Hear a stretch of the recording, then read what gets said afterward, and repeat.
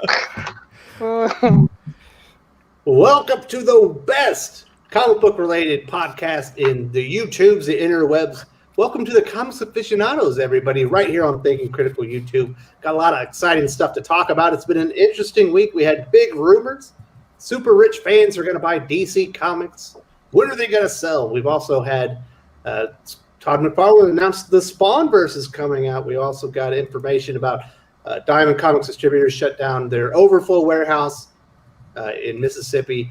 What does that all mean? That much more. We got the last Ronin. We got X-Men Legends to talk about. Should be a fun show. Got a fantastic panel for you all. Back with us from Animated Concept. Used to work at Milestone. We got Gervain Dargan. How you doing? Doing well. Just still digging out of the snow here in Chicago, but doing well. Glad to be here this morning. Well, I'm glad. I hope you're keeping it frosty in Chicago. Yeah, you got to. Always stay Next frosty. up, from Comics Exposed, we've got Chris. How you doing, Chris? What's up, guys? Glad to be here. Thanks for letting me back, Wes. I appreciate it. Well, I'm glad you can make it. I do want to say this. Chris is in Texas. His power's been spotty, so if he bounces out, he will come back. Hopefully. Next up, we've got the curmudgeon of critical himself, the retail aficionado. That's he's just grumpy 24/7. How you doing, Pele? I'm not as grumpy today. Bitcoin's is like really doing well, so I'm play with the Bitcoin. That's Next right. up, we've got El Percherito himself from Comics by Perch. How you doing, Perch? Uh-oh. He might not be at his computer. I'm doing great. Thanks for having me on. Next up, we've got the co-host of the Comics Aficionados. Doc, how you doing? I am spectacular. Looks like we've got some great people already with us. We got Ra Henry, the Lawn Gnome, Alton Davis, Jeff Stout. Who else we got in here? Marvel 2099. Should have a very lively discussion. Let's get right to it. Let's get to the big rumor that's out there. Supposedly, there's some super rich fans that have recently got a tour of DC's Burbank offices, and maybe they're putting together an offer. Pele, let us in on the details. It's you, right? God, I wish they would call to me. But no, actually, I thought about it, and I was like, no, really. I kind of got wind of it on the tail end of the situation, and I probably, if I would have just contacted the right people, I might have been able to get in on like the tail end. But honest to God, I don't see that it's going to work. I think it's just a situation where if they do get in and they do this, that it's flushing money, and I love lost causes, but I've got too many irons in the fire as it is. So. I don't know. What do you think, Gervain? Is that a wise investment? Do you think there's just a group of multi-millionaire super fans that are putting their money together so they can get the publishing rights and buy the publishing rights to DC outright and make some new Batman stories? Well, I'll say this because I know we've talked about this a lot on the panel, and even Wes and I had a debate about this. So look, the simple fact of the matter is just because something is possible doesn't mean it's feasible. So the simple fact of the matter is there was a guest on, it was a clowns from Clownfish TV who said that at least up until 2 years ago, at least I think it was Marvel, they were thinking about selling the publishing part of it. And the simple fact of the matter is the only reason why this idea keeps coming up is because they're always looking to how can they make money off of comic book publishing without actually having to publish the comics themselves. And I'm talking about the owners, and I'm talking about the people who work there. So I just don't see how it's feasible without having an actual company who this is their core competency. That's what it comes down to. So, and we've talked before, would Boom be able to handle something like this? Would IDW be able to handle something like this? It sounds good, but no, I just think, is it possible? Is it doable? Basically, what are they really talking about? They're really talking about just licensing the rights to publish it. No, it's buying the publishing part of it and removing it and owning that part. But you wouldn't be able to make movies off of anything. You wouldn't be able to make TV shows. All that would remain with Warner Brothers. And So, but they, all the stuff but that they don't was own money- but they don't own the IP though, right? So they're basically like Valiant with like the gold key characters. That's what you're talking about. Essentially, yes. Okay. Except for this would be a permanent purchase. So Yes. it essentially splits the rights. The rights of the films and television and other media. Now the only question is licensing. I mean, for outside of for commercial product, not for does that get split then? I don't know. That would be something that we need to know. But Well, it generates 1.5 billion annually for Warner Media, and they don't have to do much work. I don't think they're splitting the licensing rights. well, what I meant was, I mean, for certain things, like any new product that is generated in there. That's the big question. Yeah. Why would you create new stories or even new characters? Does DC automatically get the rights to those? Theoretically, no. I mean, if you buy the publishing rights, anything you do new in the publishing side stays with you. You keep the rights to it. But this is you make a movie if you can't make a DC Comics character movie. you could make a movie. You just wouldn't be able to put any of the ancillary characters. Say you made random superhero X. No, not a derivative character, but like, say it was Todd McFarlane in 1992 and he created Spawn and added it to the DC universe after he purchased the rights. He could make anything he wants to do with Spawn, but if Spawn is a regular guest star on Batman, he can't use Batman. He can't use Commissioner Gordon. He can't use any of the stuff that goes along with it. So it just sounds like a fancy pants licensing deal. It's yes, except for it is, but it's permanent, and anything you add to it, you don't lose the rights to it. Whereas licensing, if you create, say it's IDW right now with the G.I. Joe franchise. Say they create a bunch of new G.I. Joes in IDW Comics. They don't actually have the rights to them. They have the publishing rights to them, but Hasbro immediately gets the film rights. This would be, you wouldn't get any of the film rights or television rights or licensing rights for anything that you currently have.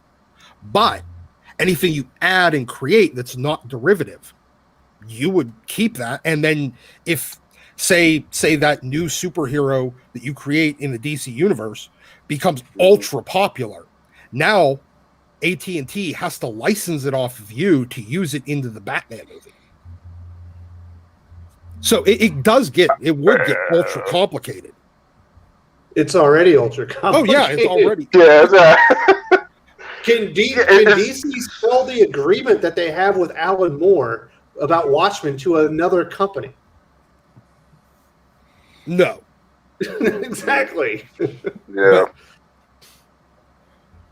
Well, I mean, yeah, actually, they probably could, because they were able to sell. Warner Brothers was able to sell it to AT&T when they bought the whole company. But they bought DC Comics.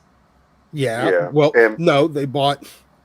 Well, I mean, he had a deal with Warner Brothers because Warner Brothers already owned DC Comics when he wrote that deal. They bought Warner Brothers. Yeah, and they bought Warner Brothers. Control anything though. Yeah, no, but I mean, AT&T bought Warner Brothers, and the contract continued. So if somebody buys DC, you can't just sell the contract to a third company, can you? The contract goes with part of the comics business. Yeah. So yeah, it would go with it the same way that it went with. Doc, are you a lawyer? No, but he's doing a good job though, because he's right. Because the real kicker, if I understand correctly from the Moore thing, is that until they actually stop making money or don't publish a trade paperback or something with Watchmen, Moore can't do anything about it. But if, God forbid, one day should go by where a Watchmen trade pack doesn't clear a penny, then he's in the money. So that's the problem with, if I understand, with Moore and the Watchmen thing. And there's something apparently supposedly similar with Milestone too. Is that as long as they do something with it, those guys' rights are just basically, cordoned off, if you will. They're stuck. They're stuck with the publisher. So where the publisher goes, that's where the rights go. So I don't. So to me, it's like you were doing a Micronauts comic and when Marvel did Micronauts comic in the 80s or whenever it was. And it's like there's X amount of characters they can IDW can use. There's a bunch of characters that they can't use from the Marvel run, just like Marvel can use the characters they created, but they can never mention the Micronauts again. It just seems like it's just a really convoluted licensing deal. That's all it is. I mean, except for it doesn't have it. Except for unlike a licensing deal, it doesn't have a sunset. That's the only difference. I mean, and the other thing is that there's no incentive to create a shared universe. There's no incentive to take your original creations and include them in any major way with the DC characters, because if you create a story that really takes off that you want to adapt into a movie, you basically now have to start inserting other characters, original characters, into it to make it work. So it's just like, you mean if you wanted to generate it into alternate media? Yeah, exactly. Yeah, exactly. I mean, it's like you would have to keep them separate. What it comes down to is having does any potential buyer, and this is the problem with this is the kind of paradox that you get into with now that these multinationals own the publishing divisions, but don't actually care about publishing. If you were to buy the publishing, the paradox becomes, what price are they asking, and can you make any money on it?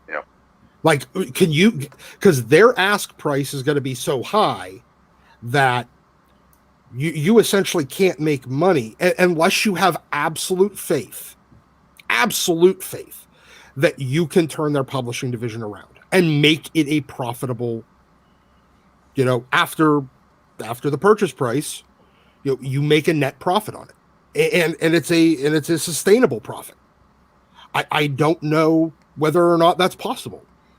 But you'd have to have absolute faith that just the publishing division has that value.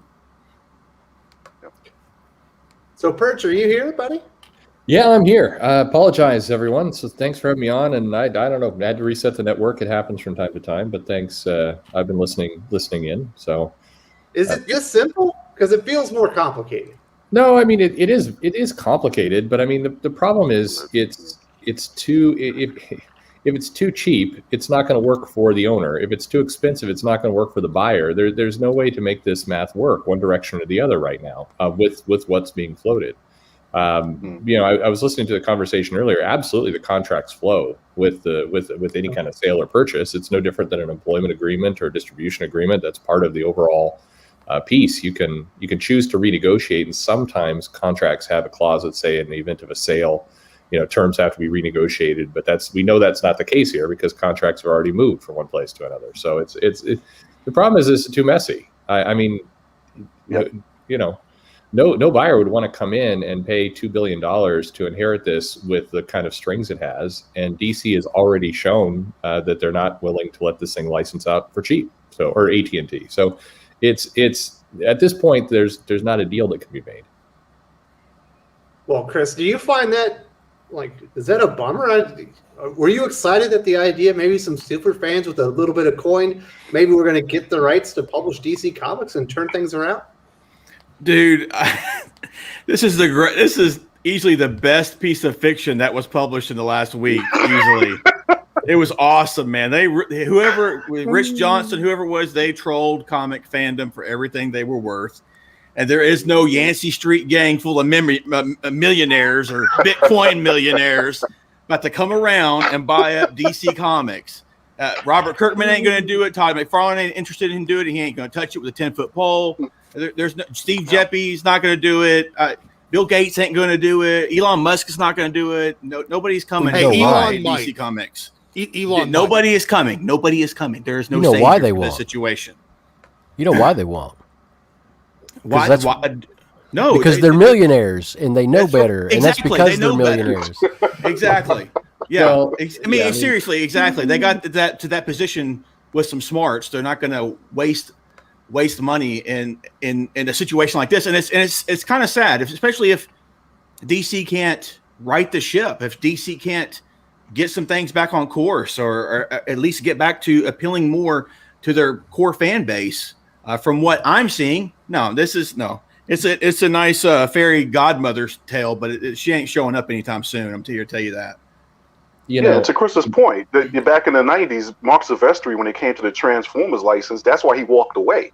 He walked away from it because of the money involved. He was like, he couldn't make the numbers work based on the guarantee that Hasbro was asking for. It's like, I don't see how some of these companies do it now. I mean, kind of see it, but that's why IDW. That's why IDW has been going in the tank. I mean, they're just literally throwing good money after bad on being a licensing company that the license costs more than they can make on the product. Yeah, But dude, could you imagine a Mark Silvestri Transformers? Oh my God. I didn't even know that was a thing. That would be freaking awesome. Mark's a great artist. I've never been super impressed with his mech art. What? He does good Sentinels. All right, Doc. No, Doc. I'm not going down this side trail with you. I'm not doing it. We're talking about some magical super fan buying DC Comics. That ain't happening. But Mark Silvestri doing Transformers would look awesome. The only way somebody would do this is if it was just a sheer labor of love. If it was something that you had like one or two guys that are like, I've got like 10 years left to live. I might as well go out in a blaze of glory and do what I love. I could see somebody doing something like that, but the only people that would really have the means as well as the talent to pull it off, like you said, will not touch it with a 10-foot pole. So it's a bad deal. It's just a bad deal. So they would make a great not-for-profit. I mean, it is definitely. I'm sure it's true because I heard from at least 3 creators. I know Wes knows one of them who were approached with this idea of why don't we get some money together and do something. But that's it. This isn't a serious buying attempt. This isn't anybody trying to actually go sell something. It's somebody saying, "Hey, you're rich. Hey, you have money. Hey, why don't we get some money together and go do this?" I mean, I know at least one of the guys was approached in DMs on Twitter. That's not how you do a contract. You don't do it through Twitter DMs. But it was like, why don't we get some money and go do this? Wait, is this Terrific LLC doing it? Well, yeah. I mean, that's the level of seriousness. Yeah. I mean, that's who it is. Yeah. It's not. Lots of people can have lots of ideas. I've got lots of ideas. Someday I will make City of Bruce. But it's not. These things aren't actually real. So it's a fun idea. And I think the red herring of the original article was saying, hey, there's some people with some real money. Some they might even have 8 figures. I mean, look, you're not going to buy real money for 8 figures, you clown. You need like 30 or 40 of investors to even get a deal going. Obviously, this is something we've been hearing off and on for so long, Perch. What is it about this rumor that every time it gets stirred up, everyone kind of gets in a frenzy about it? I think so. Part of it is this is the trap DC is in. This is just the conversation people want to have with DC. They've been for now a year in a constant state of the company's about to collapse, or the company's killing the industry, the company's a sociopath. It's just this is what people keep saying over and over and over about DC. And part of it, I mean, you gotta blame them a little bit for not responding to this stuff. They're taking to this whole thing like, well, we're not going to address rumors. These things are crazy. We're going to ignore them. Well, what's crazy also, Perch, is if you talk to those people, it almost feels that there's at some degree unaware that people are saying this. Yeah, there's unawareness, and there's this feeling like it's a couple no-gooders on the internet who are saying this kind of stuff, and it's not the narrative that their company's living right now. And it was you saw it in the ComicsPRO presentation last night. It was, I mean, they're coming out to announce 11 titles, and they're coming out to say that they are going to commit to the direct market, and they're going to do free comic books day and everything else. And yet they're going to completely avoid any kind of conversation. Like one sentence of simply saying, hey, we know those rumors are out there. They are completely untrue. Don't believe lies. Just say that sentence. I mean, just stop pretending this stuff isn't out there, because it's killing you at this point. And I think this default reaction would do this to DC. Meanwhile, everything I hear is that Marvel's in a much weirder state right now behind the scenes in the company, but they've got their ship clamped down to some extent, and people it's not sport to bag on them every day. So I mean, DC has to dig their way out of this. Yeah, but to Perch's point, because I think this is more just DC's perception of the marketplace in general. They've always, even when they're doing well, have been perennial number two. Because out of the big two, only one company declared bankruptcy, and it wasn't DC. And nobody was saying this kind of stuff about Marvel back in the naughty 90s when they literally cut their own throats and put themselves on the ropes. So this is just a market. This is the DC part of its brand identity with comic book fans is that they're always just except for Batman, they ain't worth a damn. That's what it is. No, it's absolutely true. And you look at the numbers in 2019, DC was a lot more competitive than people realize in terms of unit sales and other things. But that is the perception. And maybe this is what happens when you have no competent marketing in your company that can't actually get in front of this stuff and address it. You just live this forever. And I was surprised at the seminar or the session last night where DC went out of their way to say, we're definitely committed to printing comics. We're definitely going to do it. Definitive statement. But just then stop short of acknowledging the fact that, the internet's been saying they're going to not do that for months. I mean, at this point, the May solicitations are out. We have one more month of printed comics before DC stops printing all comics, according to the internet. And an announcement of 11 new titles. But you'd think Jim Lee or somebody would come out there and say, look, make a joke out of it. People are saying we're going to stop in June and July, but clearly we're not. Here's some titles. Just the I'm ignoring it. It's not happening. Strategy is not working. Yeah. Well, that's been the comic industry policy for forever. Pretend that it's not happening because I don't know why. Because they just don't want to acknowledge anything.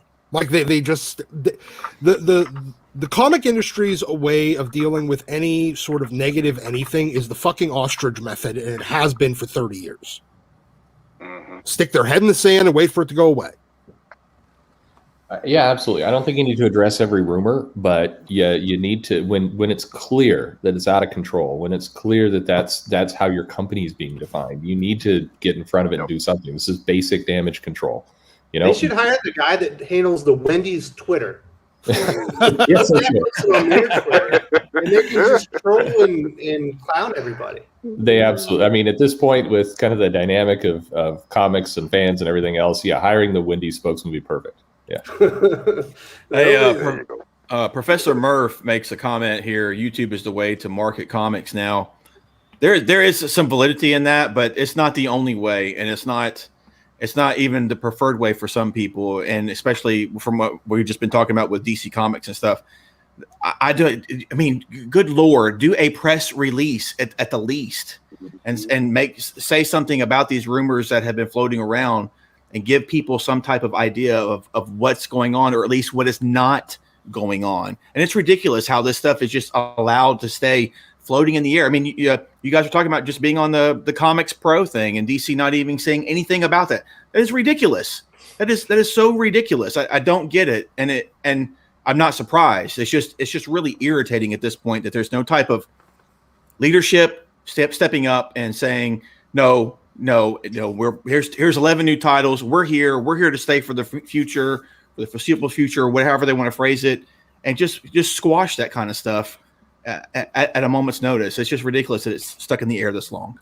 I guess they're just trying not to give it oxygen. They're just trying not to give it air. But honestly, God, yeah, they've got to do something at this point. It's a strategy for a while. But a year in, it's failed. So do something new. Adjust. There's a way to address it without actually addressing it or giving it oxygen, and that's to announce something that entirely disproves it. Yep. You can subtly and kind of passive aggressively counter it without actually acknowledging it. And they won't even do that. Like, just announce something that, I don't know, is going to be your plan for the next 5 years in publishing, and your event strategy for the next, drop 3 months of solicitations at once, and do something that disproves it. I mean, it's that simple. They can do that. It's not that hard. Yeah. And announce a contract extension with, with Jim Lee for another 4 years or something. Do something. Well, there's this angry feeling. I mean, I've heard from some of the writer who not only see this as no, we refuse to acknowledge it, but get actually angry about it. I've said these things directly to people, and they say, why should we address lies? We're not going to give them oxygen. These things are nonsense. Nobody believes it. We're not even going to address it. That would be giving them credibility if we addressed it. And I see that to a point, but we're way past that point right now. At this point, you're giving them credibility by not addressing it. Exactly. Rich Johnson controls your narrative. People on YouTube control your company's narrative. You need to take control of yourself. Right. Otherwise, it's going to be 30, comics aficionados, and Wes is going to be introducing Perch's daughter here to talk about the DC selling rumors. And that's really living this stuff. Yep. Like these, the once again, where we come back to the one of the major problems of the comic industry is that the comic industry marketing and advertising people are run by the D students of the marketing and advertising world. Because if they were in any way talented, they'd be working in businesses that pay a shit ton more than comic books. So, do we have anything else to say about this rumor? I think we've dispelled it quite well. It sounds like even some of the people that were running with the rumor are even kind of step back from it. Yeah. Yep. There we go. Hey, if it happens, it's not happening. If it's just not happening. If somebody does step up and I find out about it, then I'll say, hey, I was wrong. But in the meantime, I'm right. It's not happening. There's no fairy godmother coming to save DC or DC fans. Well, I mean, look, it would be very smart for AT&T and Warner Media to find a reliable publisher out there, like Random House would be a good pick, and have a relationship where the price is right and the terms are good, and that person could publish DC Comics. And frankly, the fans would not notice. It's not like they'd suddenly become Random House Comics. You'd still see the DC label. Most people would have no idea that this licensing event even changed hands. That wouldn't be a bad outcome. It just... The price and everything that's going up is way off. They tried this, and the price was nowhere close to where even the people who could remotely do it would want to. So until that changes, we're going to be here. And just real quick, and we can, just real quick. As somebody mentioned about the thing of going into the world of pro wrestling with what happened when WCW went down. It's real simple. You're not talking about that kind of a situation where there were guys in the business who were saying if they had known what the selling price was for WCW at that time, they would have put in a bid for it. So we're not. It's not the same. It's nowhere near. Like Perch is saying, the price is just not there yet. So that's all. Yeah. I'll give him Tree Fitty. Tree fitting. Absolutely. Let's move on to something a little bit cooler, like a little bit better news. We got also from ComicsPRO, which we are going to get into the ComicsPRO highlights outside of this, but the big news was Todd McFarlane has got his new Spawnverse coming out. He announced like an array of talent, like Donnie Cates, Greg Capullo, David Finch. Like the amount of talent associated with this new Spawn universe was breathtaking. It's going to be 4 new titles, 3 new ongoings, including a team book. Pele, I know that you've been an enormous advocate of McFarlane's Spawn run for quite some time. Are they still going to be $3? Are you excited about this Spawnverse? Yeah, I'm excited about it. I think that it could do very well. I don't think we're still going to see $3. I think they're going to have to. I think that price is probably, maybe for the main title or something like that. But if he's going to be able to afford this talent that's coming in and everything like that, he's probably going to have to up his price. But the going rate now at Marvel and DC is $4.99. So if he sells it $3.99, I guess that he'll still be seen as the champion of the the downtrodden. So there was a breakout in one of the breakout sessions, the drinking one at ComicsPRO. They did mention that at least the word was they were going to hold that price. For the normal size comics. Some of these are going to be bigger, and the ones that are bigger are going to be priced higher for what it's worth. That wasn't any kind of official word, but that's what came out later at ComicsPRO. That sounds about right. So, you have so much talent. I mean, my God, it's and the universe is already pretty pretty fleshed out. So, I can see a lot of expansion capability there. I do not think that we'll see crossovers like I've seen rumors. I don't think we'll see like mad amounts of crossover between Marvel and Spawn, but you never know. You never know. He still has inroads there, and I would think more. I would rather have more on the DC side. Personally, I'd rather have a crossover more with the DC side than with Marvel, but that's just me. Are we expecting Spawn crossovers with anything other than Image like Spawn? Somebody characters? I saw a few rumors where they're saying, "Oh yeah, all this talent coming in, and most of the guys are from Marvel, so we're probably going to see some Marvel crossover and stuff like that." Has nothing to do with any. And That is a ridiculous assumption.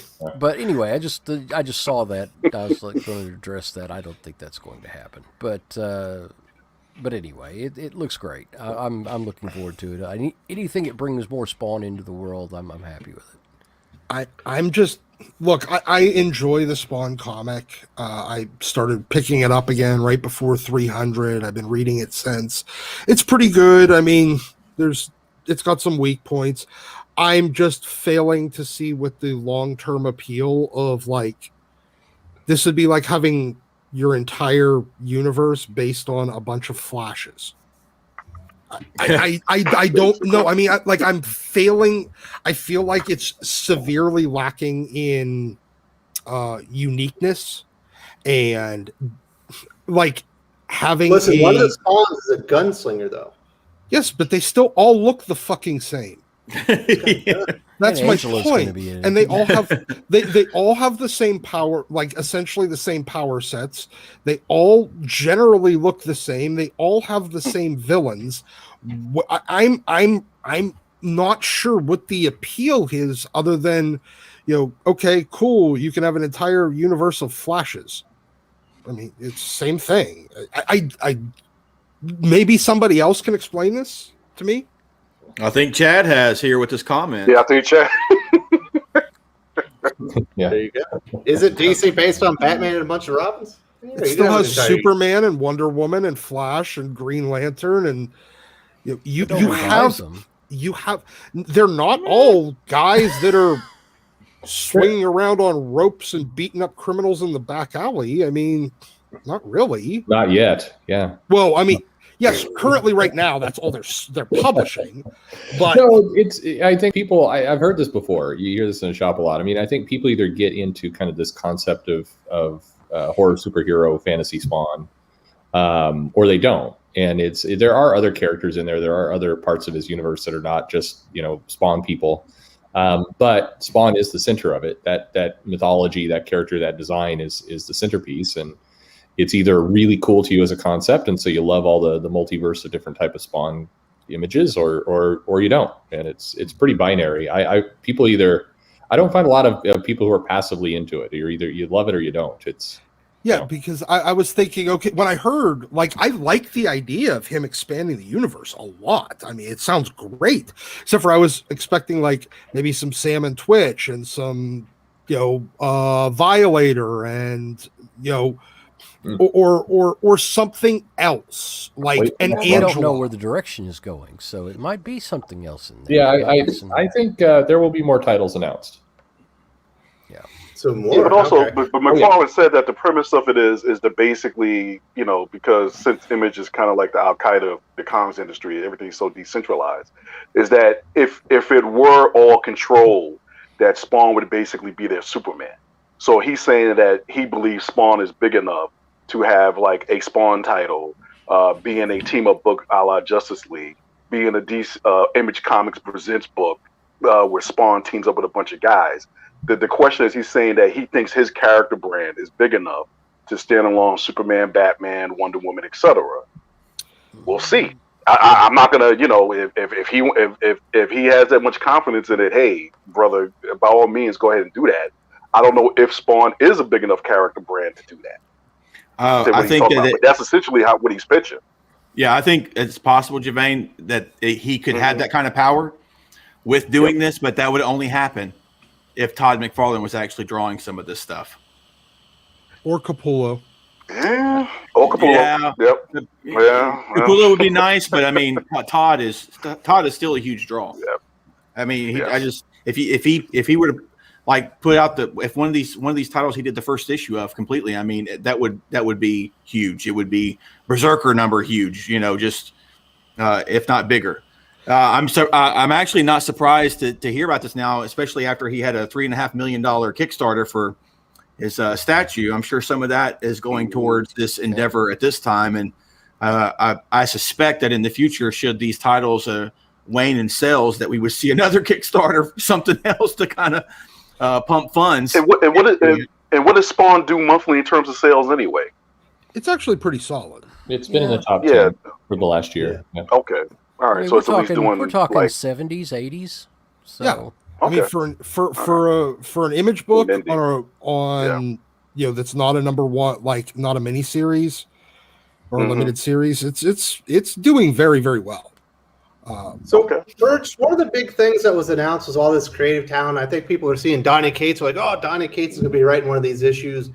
Greg Capullo, J. Scott Campbell. I'm like, I think a lot of these are cover artists, and like some of the writers are going to be writing maybe stories in that launching book, but they're not going to be writing ongoings, are they? No, not most of those names are. Obviously, I know a few of those names. It's covers. But the door is open. I think there is a definite willingness for people to do more on Todd's part, and so it really will be just is it attractive for the artist or the writer to do more, and he's trying to make it attractive.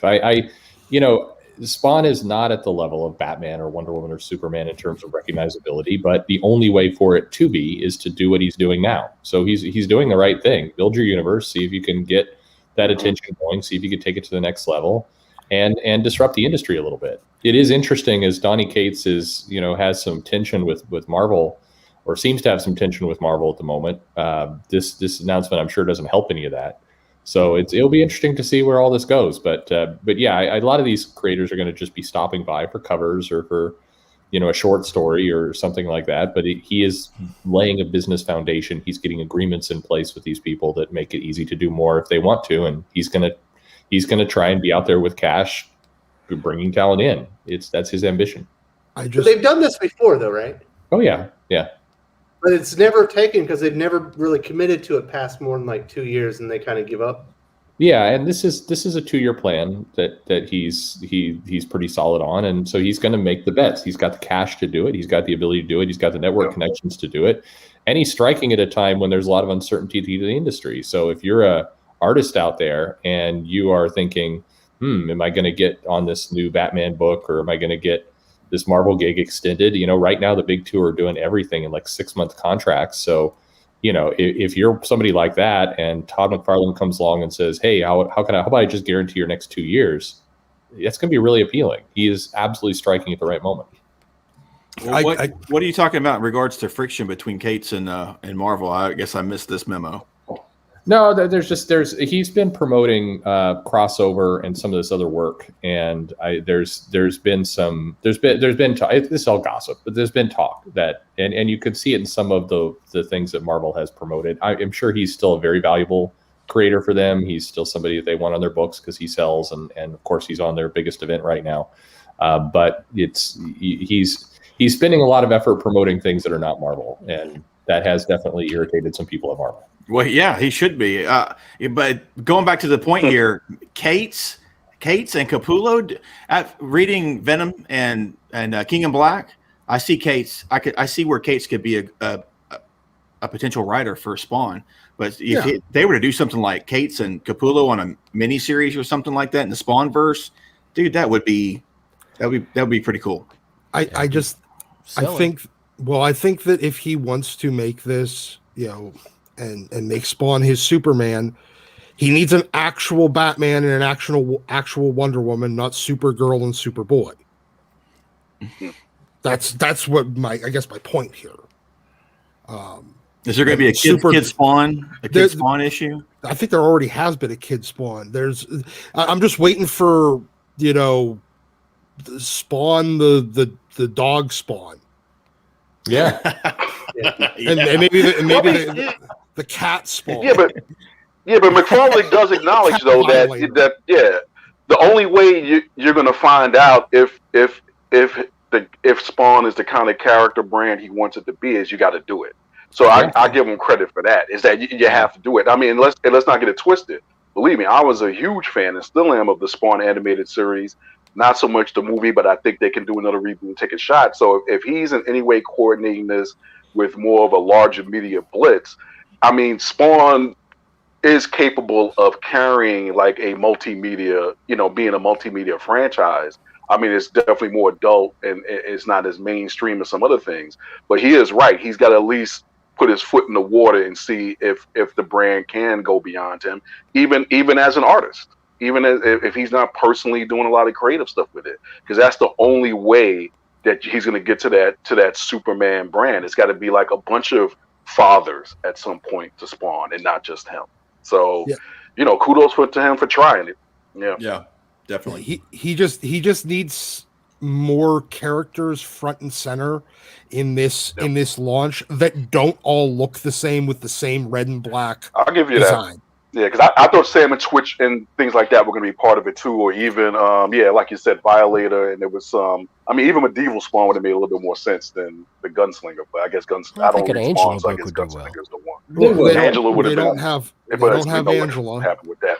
Yeah, we know what happened with that. So I mean, Gunslinger Spawn was huge though. It sold. It makes sense it makes sense you're launching this initiative to go with a bunch of things that are very recognizable to your core base, who are probably going to pick up your books, and then rapidly expand. And from everything that we're seeing, I think he will. I think we will get a Sam and Twitch book. I think we're going to get some of these other things, Creech and some of these others will come out of the woodwork for sure. But I think this first 3-4 months is all about the core.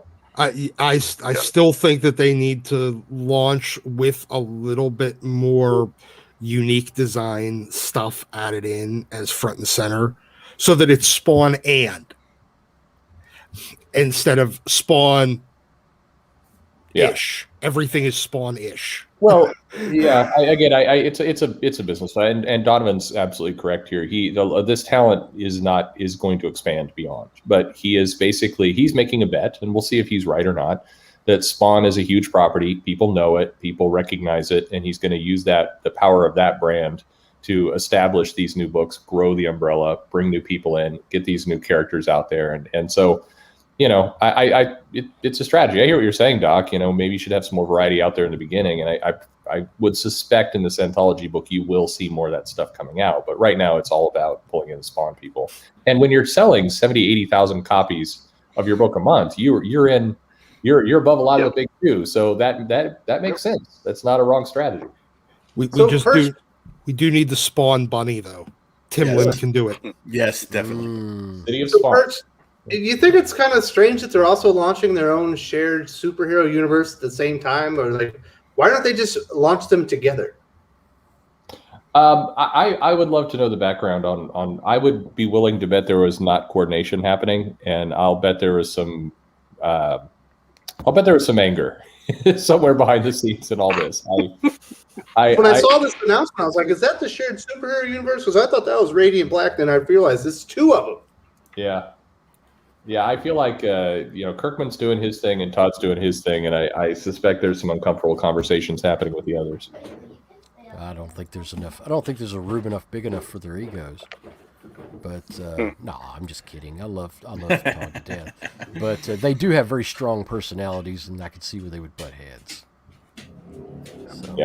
This is not great news for the Radiant Black helmed cross shared universe, though. Well, they certainly didn't put it front and center at ComicsPRO, right? Nope. No, they went with the Spawnverse. Does anyone else have anything to say about what? Well, I have a kind of question. So, did Image ever heavily promote the shared universe of Radiant Black, or was that more the news sites? I think it was the news sites. I think it was the news sites. That's the only way I knew about it. They never mentioned it. Somebody mentioned this to me yesterday because I'm like, oh, wow, I bet there's some conflict there with an Image. And they're like, Image never really promoted that. This was never a story with Image. This was just Bleeding Cool and some others that were doing, Higgins a favor and some of the people that they're friends with. Like, Image never promoted this as a big shared universe. That was all the news sites. And I had to stop for a minute. I'm like, well, wait a minute, you're right. So yeah, you would have thought on the last page, you would mention So this is getting bigger. Yeah, I'm so now I'm curious what the whole plan there was, or was this all just kind of people doing each other favors on news sites? I don't know. Maybe we were wrong. Does anyone else have anything else to say about Todd McFarlane's new Spawnverse? Just that it shows once again what a weird brand image is. Other than that, no. Image is a weird brand. I say kudos to Todd. Go for it, man. I mean, Yeah. I've always liked that about Todd. I watched that image documentary a few days ago, and it just, I like that. I like Todd. I want him to go for it, go balls to the wall, and what happens. Let the chips fall where they may. But you miss all the shots you don't take, so go for it, bro. Yep. Yeah. I'm all for it. I really want it to be successful. I just think he needs a little more unique design flair to it. Yeah, you're not wrong. In order to catch people's eye.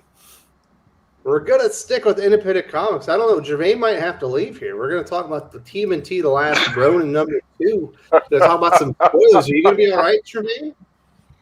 You know what? I'm okay. I'll still enjoy the story when I get my third printing of the book. I'll pick it up. But I'm actually intrigued to see what they did, what they're going to do, what happened to my man Raphael. So by all means, proceed. So we did get the big issue this week. I think, Doc, you haven't read it either, right? No, I haven't had a chance to read it. I'm sorry, brother. Yeah, so go ahead. You're going to spoil me. I was spoiled on issue 1 by the time I read it too. Anyway, so I really don't. Yeah, care. basically. It's pretty excellent. Pretty excellent. Pele, what did you think about the fall of Raphael? He passes away in combat under the water as he and Karai essentially extinguish each other's lives in combat. I thought it was an excellent way for Raphael to go, although he probably shouldn't have went out on his own. Well, they were kind of antagonist types of romantic involvement anyway. So it was there was a lot of energy there already. So it kind of fits. It really does. And I don't think he could have gone out any other way than with 200 guys hanging on top of him while he's bleeding out. He's just going to fight until he's dead. And it was and it's not surprising he ran off on his own. He did that shit. How many times he do that shit? I mean, just kind of like get away from everybody else. That was his right. MO anyway. But it was a fitting send off for Raph, and I liked the issue. I really did. I thought that it was told well. I really enjoyed the Eastman artwork, the callbacks, and you weren't confused about when was the past, when was the future, when was the present, and it was just, I thought it was beautifully told. I thought it was a good decompressing issue. I mean, a good issue to decompress from after the craziness of the first one. So. Absolutely. So obviously we know that there were tons of delays on this one. Perch, do you think IDW can kind of get away with these delays when the quality's that high? Obviously, I believe the last Ronin number 2 is their most heavily sold comic of all times now. Yeah, they're putting up huge numbers, and I mean they will get away with it, but mainly because fans are at this point have submitted to the cold, dark reality of comics slipping out of control at times. It's like nobody likes this, but it's like after Civil War slipped, Secret War slipped, Doomsday Clock slipped. It's like, all right, fans at this point are just used to being kind of crapped on where this is concerned. So I mean, they're going to put up with it, but and especially if the comic is of high quality, and it's a really great book. Sins will be forgiven. The biggest fallout of being late with all this stuff is not the fans getting angry, but it's money you're leaving on the table. This is absolutely IDW could be making a lot more if they were moving quicker and if they had the reprints ready and all that. I mean, when all this is said and done, they're going to leave millions on the table over this. At least they didn't have issues shipping number 2, because I got everything everybody I know pretty much got their orders complete. So as far as the first prints of big step up from issue number 1. Oh God, yes. big step up. I was having problems just fielding folder customers, much less having anything to put on the wall, put up on the rack. So It was at least they got that part situation sorted out. And I've been telling people, think of it as a quarterly comic, and you won't be as disappointed. And because they're saying, "Oh, shouldn't this been out? Like, where's number 2? Shouldn't it be out already?" I'm like, this is a situation. They're having workflow issues or whatever. Think of it as a quarterly book, and you'll be fine. And were you a little surprised that they had issues getting this out since there were 3 artists actually on the book? Yeah, I mean, I apparently, wonder what took them so long. I don't know if there's like an artistic conflict there. I'm wondering if there's a little communication or artistic, issues there as far as between Eastman and, the regular artist. I don't know, but apparently whatever they're doing, they should just keep doing it because even if it's a little bit delayed, it's pretty fucking awesome. See, that doesn't make sense to me. Having this type of delay or whatever. There's no other. This should already be penciled completely before even going to print. There's no other. It's not tying into any overarching story anywhere. It's not tied into anything currently going on. It's its own set story. It should already be completely done. It's ready to ship. Those problems that we've encountered so far should have been non-existent from the beginning with this. They already had a lot of it. I think they already had the majority of it done, but there was so much pushback on the Ashcan artwork, and people were like going, "Ugh, this is awful." Ugh, there's a lot of people bitching and whining and complaining. I didn't think there was anything really wrong with the Ashcan artwork, but then they went back and redid a lot of the pencils. And I'm wondering how much of that's pushing everything back because they had to redo a lot of the pencils they had already ready for 2, 3, and 4. IDW doesn't have the money to float getting ahead. I mean, that's fundamentally the problem. Probably it too. Yeah, whether they had a lot in or a little in. I mean, they should be ahead. But TMNT was not at the time this was being made. They didn't know it was going to be a hit like this. I mean, you could say they should have known, but there's a lot of should haves in this business, and they don't have the money to float to keep it ahead. So they're using the money from issue 1 to make issue 2. They're using the money from issue 2 to do the reprint or the second prints. These comments on the screen, by the way, I don't know. In the Pacific Northwest, everybody got their order mangled by Diamond. So this week, I don't know what went on. The Plattsburgh plans, that's supposed to be the good one. Everybody got screwed up. Was there a different artist for the second issue as the main artist? So there's the main artists who are doing the story, like with April in the last road, and you got the other artist that's doing the flashbacks with where all the turtles are alive, and then you have Kevin Eastman doing the art. That's basically the story of Michelangelo and how he got there. Yeah, okay. There's a lot more flashbacks. But were any of those the same artists from the first issue? Yeah. The Escorza brothers were the main artists on the first book and the main artists on the second book. Okay, okay. Yeah, I guess there was a bit of it that, I mean, obviously you could tell with the black and white part of it that was totally different, obviously. But some of the I guess the April and the other part was kind of throwing me off. Oh, the Eastman artwork. I mean, I was getting like major. I was getting major vibes, from that. It was like flashbacks for me. It's like, oh, wow. It's like it really hit me in the feels, seeing the old pencils and everything is great. That's cool. So what are the chances that we're going to be getting more TMNT in this last Ronin, future universe? 100%. There's no way they could stop, right? They're not going to stop. Nope. They should be writing the scripts up now. I think that we may get something we may not expect by the end of this issue. By the end of this, that I don't know. I've got a sneaking suspicion. Like they kept all the turtles' brains, and now there's mechanical versions of the 3 brothers. No, it's like I'm thinking more like a Star Trek 2, the Search for Spock. Star Trek 3, the Search for Spock kind of vibe, maybe that. He's like holding all their spirits within him, and somehow they're reborn or something or another. I don't know. Okay, well, as long as it's not TMNT Flashpoint, I'm good. But I'm not. There will be more. He's holding their Katras. What about a Clone Saga? No. No. Yeah, it's been super successful. What do you Perch, do you think this is like needs to be the direction for all of TMNT, or do you think this should just be kind of its own thing? Because I can't even tell if this is a continuation of IDW or Mirage. It feels like it's both.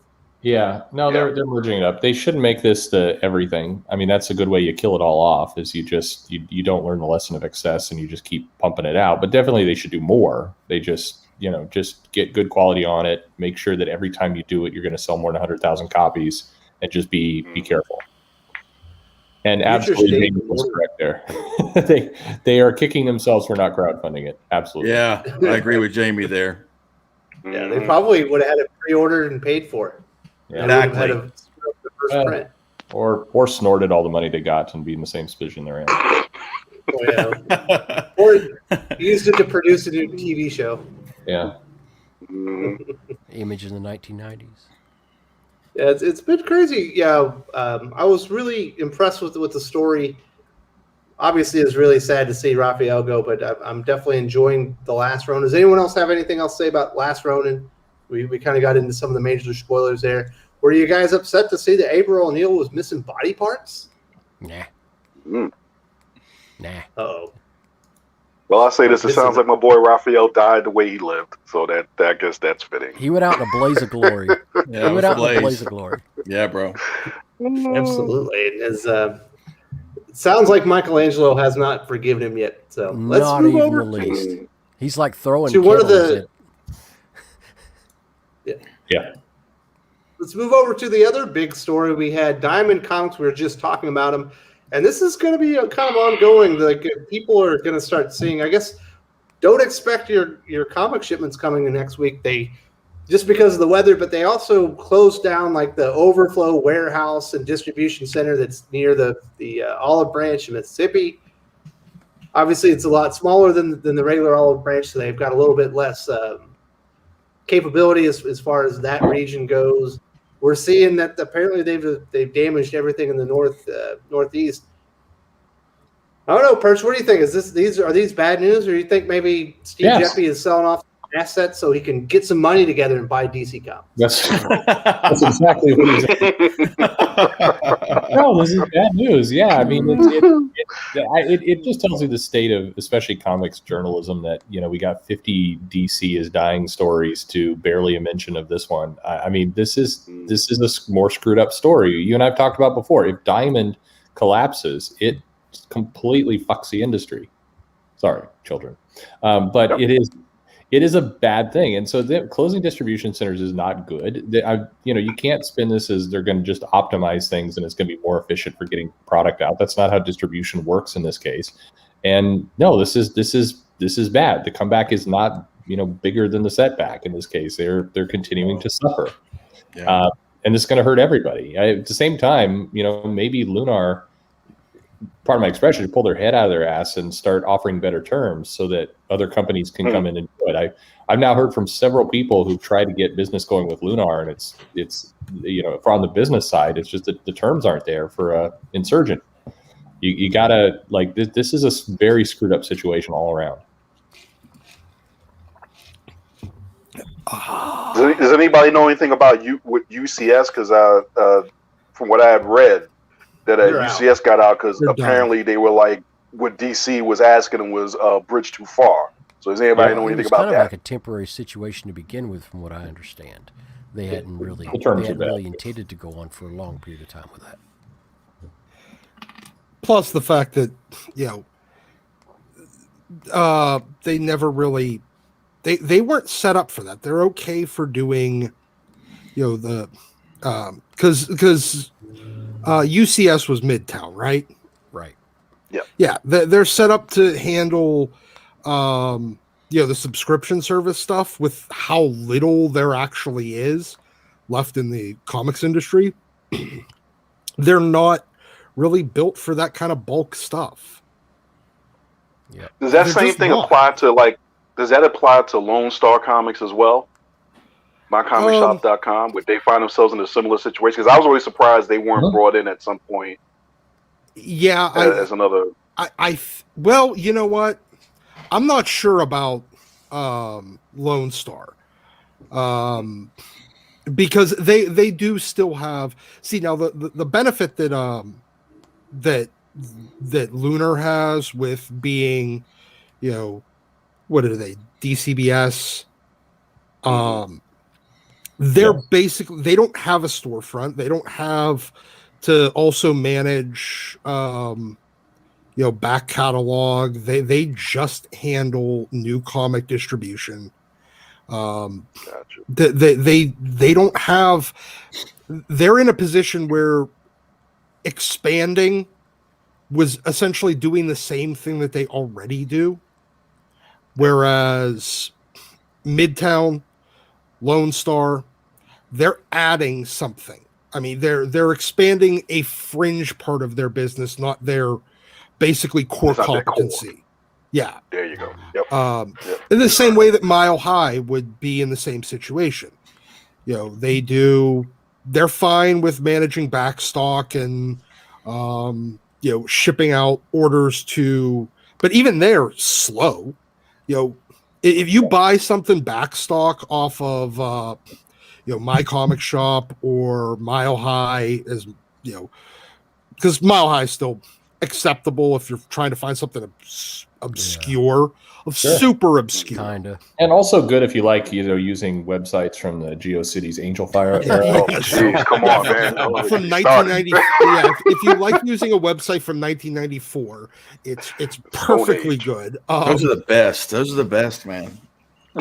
But again, those are all not really their core competency. That's a fringe portion of their business that they were trying to expand. Whereas, DCBS, that was their brand. That was their core competency already. Now they're just switching from bulk sales to individuals and adding bulk sales to business too.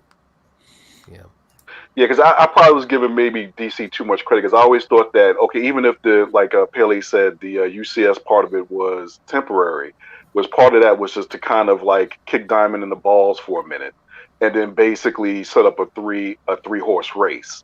The fact that they then just went back, they just went down to Luna. It's like, dude, aren't you just set up the same problem all over again? At some point, I thought that they were playing maybe chess instead of checkers and was going to work Diamond back in. But now working it back in with the explicit understanding that they had a competitor for their business. So, yeah, this is still 2 is better than 1. Yeah. Well, it has to be. It is if more people use it. But the problem is you've got kind of 2 monopolies for 2 different companies in a weird sense. I mean, they've got to expand. And, like you said, UCS, the terms were too high for a company that was trying to stretch into a new part of its business it wasn't comfortable with. To do that, you got to have better terms than what they were being offered, and the terms are too high. So it just didn't work for them. But I and keep in mind, DC still has a tiny finger in Diamond around international and some other things that they're doing. But this situation has to change. But what's always puzzling to me, and what just frustrates me to no end with all of these people we're talking about, is that they continue to go back to the same kind of legacy business models and terms and things that were established 25 years ago, and nobody is disrupting this industry. And all that's doing is it's handing power to outside entities, to Amazon, to what's going on with manga distribution in some cases. You're just letting those people continue to get further and further ahead of you. And at some point, you got to innovate, or in Jeppy's case, bring in, let the son actually do some of the work and implement some of the things he's been talking about for a decade. I mean, there's a lot of solutions here, but as long as you keep doing the same thing and running the same plays, it's going nowhere. I think that one thing that we haven't addressed yet is just Diamond's absolute ineptitude for delivering product in one piece, and that's what I've always hated about Diamond. And it just absolutely destroys my faith in their company when every single week some portion of the shipment is damaged. And we're talking about not just small amounts. We're talking about a whole box being crushed in on one side, and they didn't put a proper amount of packing. The boxes weren't stacked properly. There's no inner liner plastic for the books, and it happens every single week. And, now we have, we had stores that lost entire shipments of TMNT #2. You had stores that lost entire shipments of, their X books, because, mishandling and mispackaging. And how many times does this have to happen? Lunar came right in, knocked it out of the park. Clearly forever, because they're still basically a monopoly. They can do it forever. You don't have another option. So go ahead. You mentioned earlier that Lunar had bad terms. Are they not presenting an inviting offer to bring in new business? Yeah, that's the simple way to put it. I mean, some people would like to work with Lunar. Their terms it's not appealing. You can go work with others and get better, especially if you think you're going to sell a reasonable amount of comics. And when I say reasonable, I mean like more than 5,000 copies of a comic. Your terms are better with going through Image or working through somebody else through Diamond, or rather than kind of doing your own thing through Lunar. It's weird. It's not attractive to people to come in. They have like the VIP service plan. It's just I'll have to share some numbers with you, and we can maybe go through it in some depth. But it's like it doesn't pencil out. Yeah, that's crazy. Yeah, and that sounds like DC's not doing their part there, because honestly, if DC was going to go on this move, they should have realized they would have had to float Lunar in a certain way that at least for the first 2 to 3 years they can offer terms to get everybody on board. That's not cool. That's just not cool. Because I was just saying, a lot of people have gotten used to net 60, net 90 terms as far as with my mind just went back with Diamond, and Lunar's like net 10, net 30 maybe, if you're lucky. And most of the time it's just like pay as you go, COD.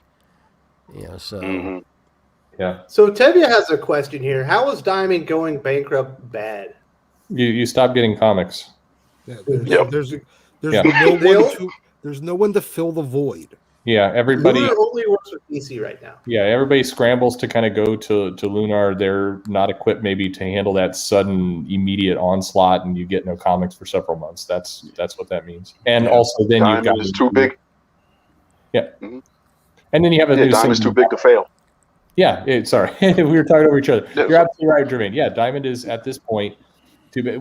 It would be fine if there were 2 or 3 other options up, stable, distributing, and everything else, and then some of these old dinosaurs could die. But right now, the industry is hosed. It's hosed itself. And there's a comment in the chat here about Brian Hibbs saying it took the pandemic to create an online store being an eye opener. Yeah, that is an eye opener. If you're an LCS owner and you have no online capability, what are you doing in 2021? I don't know how you're in business. Yeah. Exactly. But this is everybody. Unless you don't have employees, unless you're just like running the store yourself 7 days a week. Or unless you just don't focus on new comics. If you sell old comics, you can't have no online presence at all in 2021. Exactly. Yeah. You can, but all you're doing is hurting yourself by not doing that. Sure. I mean, if you're running a vanity shop for yourself, and that's fine. I'm not saying that as a negative, that can be a lifestyle for you. Cool. But you're not running a business at that point. You're not running something that actually is trying to grow. And it doesn't mean you have to have a website, but you have to have some online presence. It's nuts. Whether you're using eBay or other. Sure. Yeah. Use eBay, use anything. Just do something. Establish an online presence. It's not that hard. You don't even have to build your own e-commerce site. Like, God, make a Yelp page. What are you doing? I think it was a year ago at Comics. Yeah, it was 1 year ago at ComicsPRO. There was this kind of informal survey gone on. And it's like more than half the shops had no online presence at all. No website, no Yelp, no. And many of them where the store is and what they have. Yeah, many of them realize. I mean, in the course of this conversation, it was funny and more sad than anything. Many of them had Yelp sites they didn't know. Like, how did this get here? Can I get this taken down? People were saying, "It's like, no, dummy. One of your customers did it for you. What's even going on here? That is crazy." But this is definitely the comics industry. Like, are you trying to be a fucking secret, man? Yeah, exactly. Well, I mean, you've got You're a okay. business. As somebody who does not do online sales, but we do have a presence as far as on Facebook and in various other places, as far as contact information and things like that. I don't see how. Yeah, you'd have to have some kind of online presence just to let people know you're here. Like, I'm in the yellow pages. People can find me. Look, They have yellow you pages. you can thoughtfully say, I'm not going to have an online store, and that could be a thoughtful business decision. And depending on your shop, that could be a good. I mean, if you're selling a lot of new comics, that's a crazy decision. But if you're that like would be you, nuts, yeah. yeah, if you're more specializing in kind of an existing customer base and back issues and kind of that reliable network, that can be a fine decision for you. But it needs to be a decision. It can't be that you're so incompetent you don't realize computers are things and you do it that way. And there's just way too much of that in comics at every level of people saying, I just want to prefer that it's the way it was back in the 80s. And I don't mean the quality of the comics. I mean the way business operates. Well, the last shop that I knew of that was the last Stone Age shop that I would refer to as Stone Age was in Johnson City, and the guy didn't even have an electronic cash register. Yeah. He ran. I mean, that's really what some of these shops are like, and they're still around. It's that crazy. But they still. So to answer phone Marvel numbers. 2099, to answer Marvel 2099's question about if Diamond goes, there is no backup plan. That's why I'm disturbed at what DC, what DC's doing with this, because you do not have a viable alternative. You don't if they go down. It's like That's why when you had the pandemic shutdown, everyone was just sitting there going, "Well, what are we going to do?" Yeah. I don't know. How Until insane DC is did Yeah. how crazy is it though that 1 year ago there was this shutdown, and a year has now passed, and nobody has really adjusted anything. They were still. It's like, oh, we got the comics back out. Thank goodness that Jeffy bolted the doors back on, and we're moving down the road again. Hey, remember what I? Going, hey, maybe we should do something. Maybe we need to protect ourselves from the next chaos. Hey, remember what I said earlier about comics people in business? They use the ostrich method on everything. Yeah. But that's not entirely true. There have been some retailers to step up and become inventive and creative, like the people that are doing that comic book shopping network type thing. I mean, In Comic Hub? No. New. There's like that there's several retailers that started up basically their own version of a home shopping network, but online. It's the comic book shopping network or something like that, with several retailers that join in and do like weekly or not, if not daily, like live auctions of stuff, and have brought in reported bringing in thousands of dollars to keep their stores afloat and to keep going. Right. Yeah, you're absolutely correct. I'm this is almost a continuing conversation from last night after a lot of the sessions where I'm a bit salty on this, but there definitely has been some innovation, and those people should be celebrated. It's the big guys that are the most frustrating. But anyway, sorry, Lane Kramer is helping us out here. Yeah. I want to say thank you very much for supporting the channel. And hey, I wanted to find out people's memories of Forever Evil from DC Comics. It was the last, I feel, truly great event comic with fun story from the event. I don't know. What did you think about Forever Evil there, Perch? I thought it was. I thought it was fine. I remember being annoyed with some of the things they did with it, and then the years that followed proved that it was way better than we thought. Like I think Forever Evil was a much better planned and executed event than say the Year of the Villain stuff. It felt like everybody got on board with Forever Evil a lot better. And I remember being in the middle of Forever Evil thinking this is not at the quality of Blackest Night, which I think is still true. But in hindsight, it's held up. I think maybe last best event, maybe Secret Wars. I thought was good. It just that wound up being an ending. Yeah. So thank you very much to Lane Crane for supporting the channel. Very much appreciated. We also have Brad Frederick with the super chat. With the exodus of top stars to Image, Johns, Frank, Fabok, Chung, Walker, and the star-studded launch of the Spawn universe, can DC drop to number 3? It's unlikely in the short term. So Image would have to put up their output would have to expand greatly. Yes. I mean, it's the distance between 2 and 3 is significant. you'd have to have like somewhere in the realm of like 10 to 15 titles all selling above 60,000 coming from Image in order to start to chip away at that number. It's a big gap to overcome. Yep. But it's doable because it sounds like yeah. DC are maintaining their line at a pretty small level. They have had an exodus of big name creators. I do think there's opportunity. I would love to see if Image could do it. That's why I appreciate what Todd McFarlane's doing and kind of taking a chance. We'll see if it happens. And we also have a $2 super chat from Doc. Smash that like button. You're damn right. If you haven't smashed the like button, what are you thinking? This is a great conversation. Also, you're likely to start seeing this up on some type of podcasting networks very soon. We should have details on that coming up as well.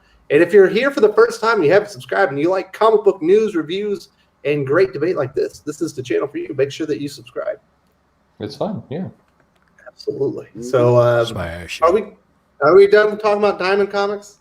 Yeah, just I would like for them not to be stupid, but that could be applied to a lot of people right now. Yeah, that Or could be maybe applied to most of the comic industry.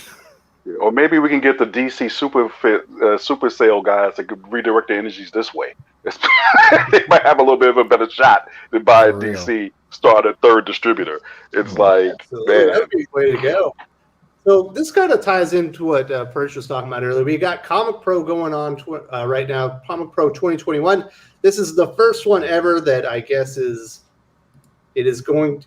digital. They're doing it via Zoom or something. And we have a lot of information. Obviously, the big one is DC Comics are not shutting down in June 2021. We've already got the May solicitations. They announced 11 new titles. But we also got word that somehow with the pandemic shutdown and them only shipping comics for 10 months out of 12, Boom Studios sold 22% more comics to comic shops in 2020 versus 2019. That is healthy business right there, Perch. I'm sorry, Pele. What are your thoughts on Pele or on Boom Studios shipping more comics in 2020 versus 2019? I think it's awesome. I love Boom to death. Their products are consistently high quality. The not just in the artwork and the storytelling, but also just in the product itself is consistently high quality. And I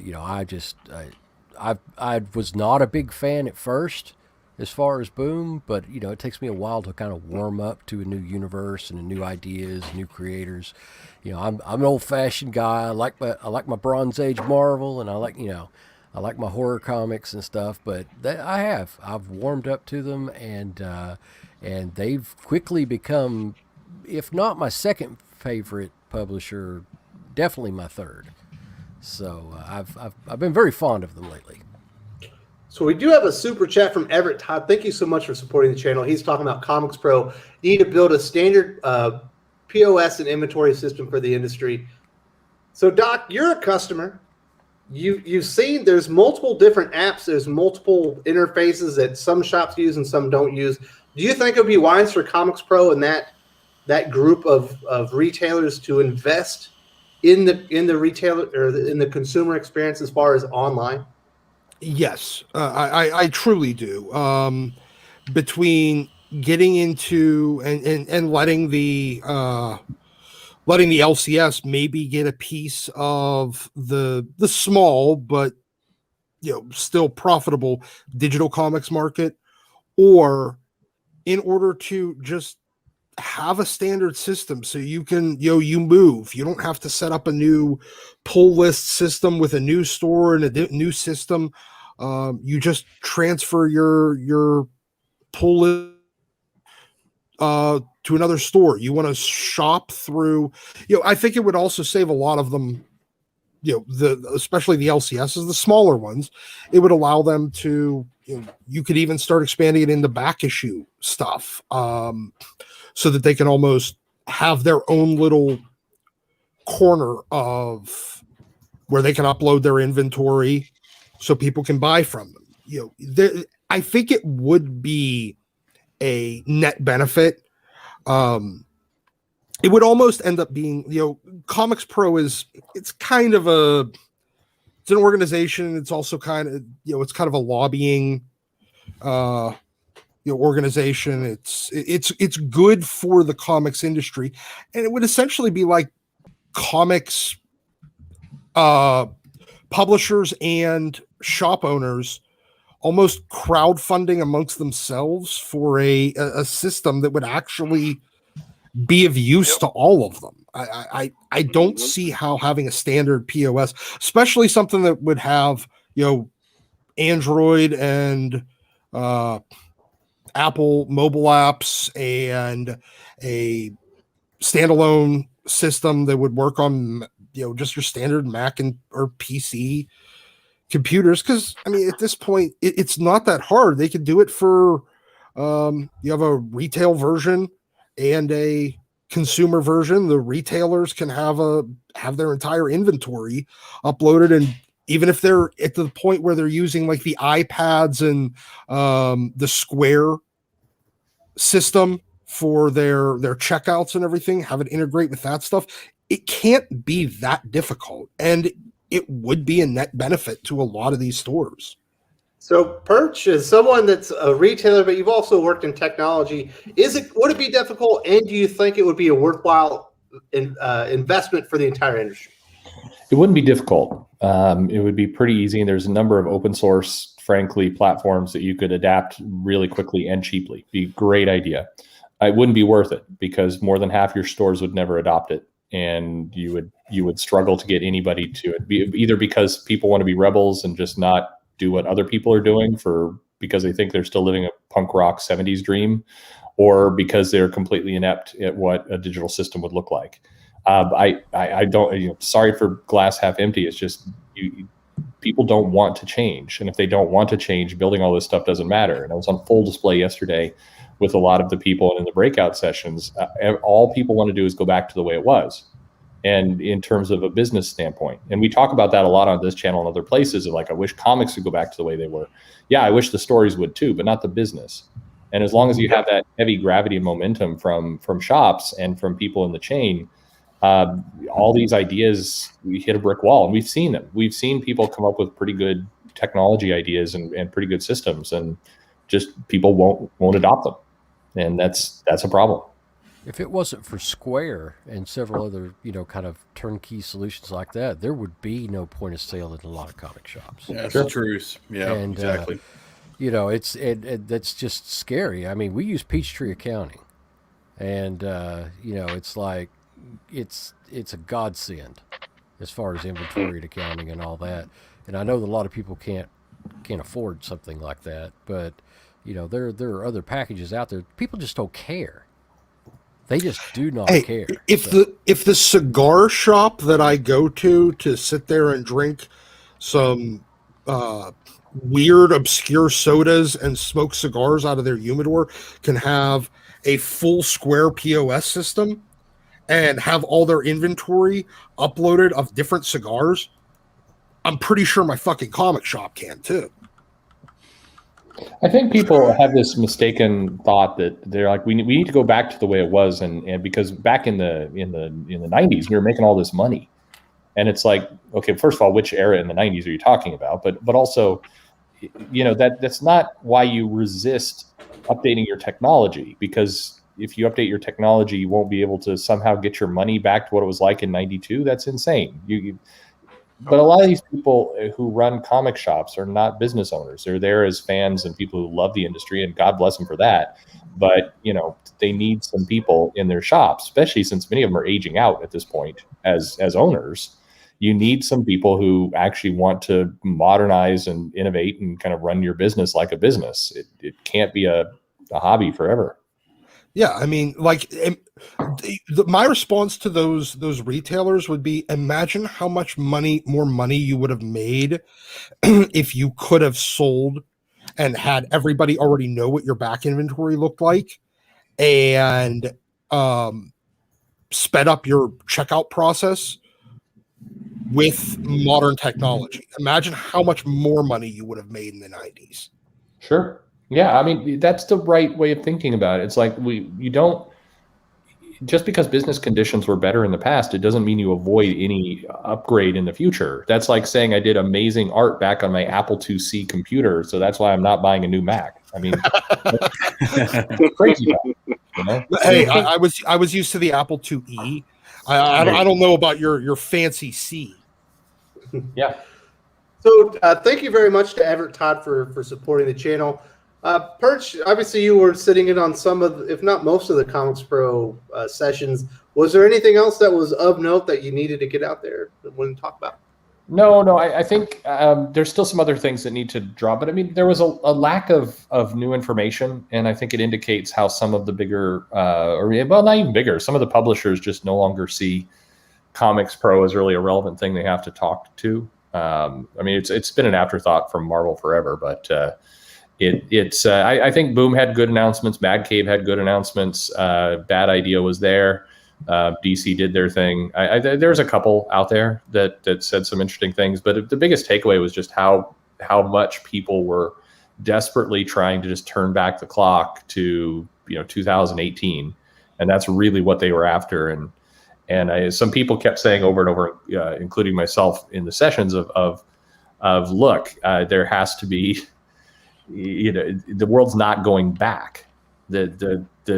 Even when everything opens up and the pandemic's all over, it's not going to be the same. Buying habits have changed, so you can change with it or you could die.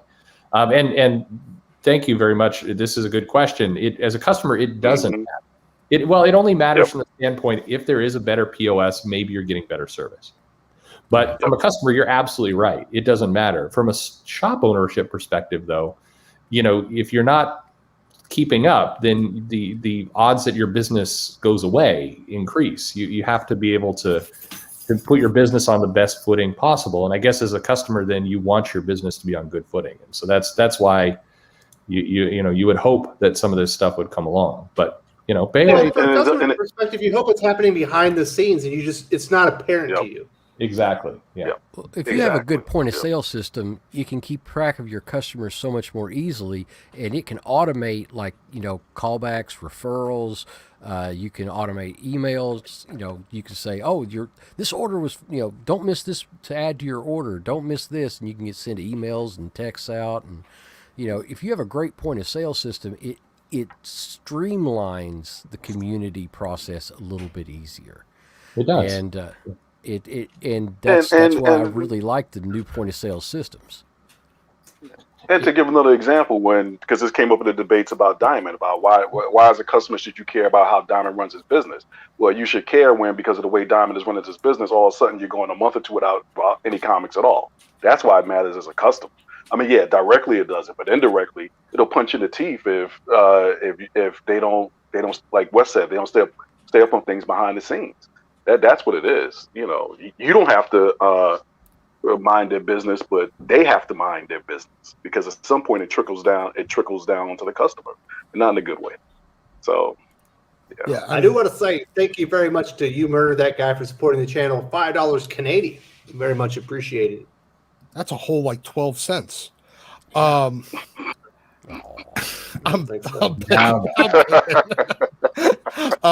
would be Doc. It would be Doc. I love my Canadian friends above the border, and if you're very, very quiet at night, you can hear them sharpening their ice skates, preparing for an attack. Oh man. No, seriously. No, anything else to say about ComicsPRO 2021? Well, I mean, the only thing I'd say on the POS system idea, though, was from a customer perspective, unless it interferes with our way of interacting with the store. I mean, as long as it doesn't matter to us what it is, as long as it has a decent user interface on the customer side, if there is one. And to be perfectly honest, I love being able to just kind of scan through. Like my shop uses Comic Hub, which I'm not super. I mean, it's kind of janky. It's not the best software. It's an okay start. But I like just being able to to flip through and see what's coming out next week, in case I forgot to put something on my pull list, what's on the new solicits, so I could just add it to my account and decide whether or not I'm buying just one issue, or if I'm adding it to my pull list, or if I'm buying a short run, like I'm going to try issues 1 through 3, stuff like that. Like, that's what I think on a customer level, any shop should be looking for. So whoa, we got this one. Thank you for supporting the channel. You murdered that guy. Doc, come over to my igloo and insult my currency to my face. Uh-oh. What are you talking about, Doc? Your prime minister would have to actually open up the borders to do that. Yeah, I will skate my happy ass up there and come find you, sir. They got attack polar bears, man. Yeah. As long as your pet Wolverine leaves me alone to come in the door. Thanks to you, murder that guy, for supporting us from the Great North. The Great North, yes. And I don't actually about the POS thing, Perch. This is real quick. Really, it shouldn't be ComicsPRO doing that. It should be Diamond. Yeah. Yes. No, it shouldn't be Diamond. No. They're the ones with all the. You do not want a point of sale system tied directly to Diamond. If Diamond is closing distribution centers, No. But I'm saying if they were healthy and smart, it would have already been done. It would have already been done if they were healthy and smart, and it probably would have added a lot to their baseline, to their revenue. It probably would have helped in tremendous ways. That and better packaging and shipping for at least the past 20, 25, 30 years. We've been hearing about them doing that since like 2016. Remember whenever they had that plan to allow customers to just buy stuff and have it shipped to your shop? Mm-hmm. Yeah, that never happened. Nope. I mean, it would have been great had it been done. It probably would have been a lot. It would have been great if it had been done before now. But now, no. The shops would be much better to create. Like Perch had mentioned in the comments, replying to somebody, some of these shops need to network. They need to work together. You could have some of these shops that go in together to, if they need to have a customized point of sale, they could go in together, share the cost of doing it if they chose to do so, and maximize that, get more for their more bang for their buck by doing something like that. But it's like so many comic shops just run as islands, and that's it. It's just themselves, and that's all there is to it. They don't go to the whenever DC would have meetings and stuff, they wouldn't go to the local regional meetings and stuff like that. It's just they're just an island to themselves. So many of them, and I don't know if you know how pandemic helped. I don't know if you know how many comic shop owners. Oh no, it's just how many comic shop owners out there are antisocial. But no, yeah, totally. It's a really healthy number of us. Which is so strange because whenever you have a good comic shop, which I've been blessed to be a part of and be in several of them, but it like you're right, like the shop owners are like not antisocial, but just not super social. But the people come in and want to talk about comics, and you have 10 people hanging out talking about Captain America or whatever, and it's just. It's just kind of a weird dichotomy there in a lot of cases to me. So yeah, well, they can talk about comics. They can talk about comics all day and all night long. But you start talking about business, their eyes glaze over and they're like, yes, yeah, okay. Because really, what should have happened at some point, whether it's Marvel or DC doing a co-venture or something, is that you should have had at least a core of stores that kind of operated as kind of like we do the franchise. McDonald's owns X amount of McDonald's, so that you got a core that's running a certain way, and you can franchise and let other people run the McDonald's independently however they want to. It almost goes back to Marvel and DC. It's like at some point you got to protect your own business.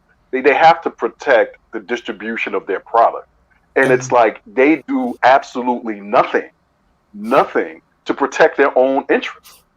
and when it comes, they just don't. And then when it comes to retailers, it's like when it started, it was okay. You guys are going to independently do this thing. So it was never a cohesive culture, much less a plan to basically get these books out here into basically like the direct market.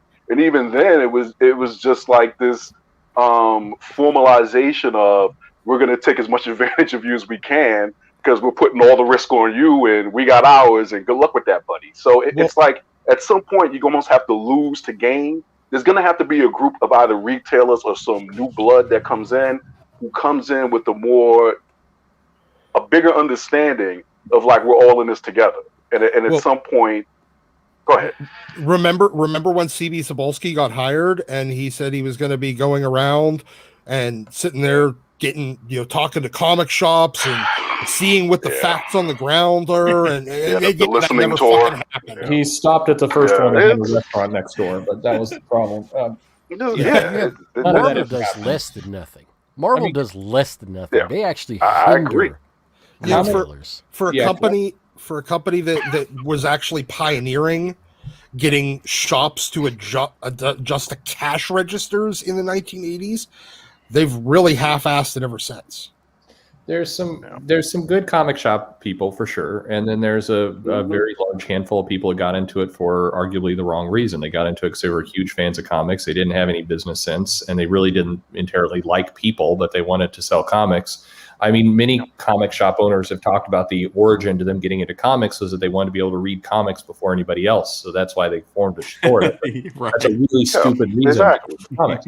But there are smart people. There's also a lot of paranoid people. There's people who believe that if they get something going strong in their shop, they need to protect it and hide it from everybody else because their idea will be stolen. It's a weird collection of people. And I'm plenty weird myself, so I'm not throwing stones. But last night at the, some of the breakout sessions I mentioned in the chat, there's a number of retailers who are asking what is crowdfunding, because they kept hearing it in relation to Boom.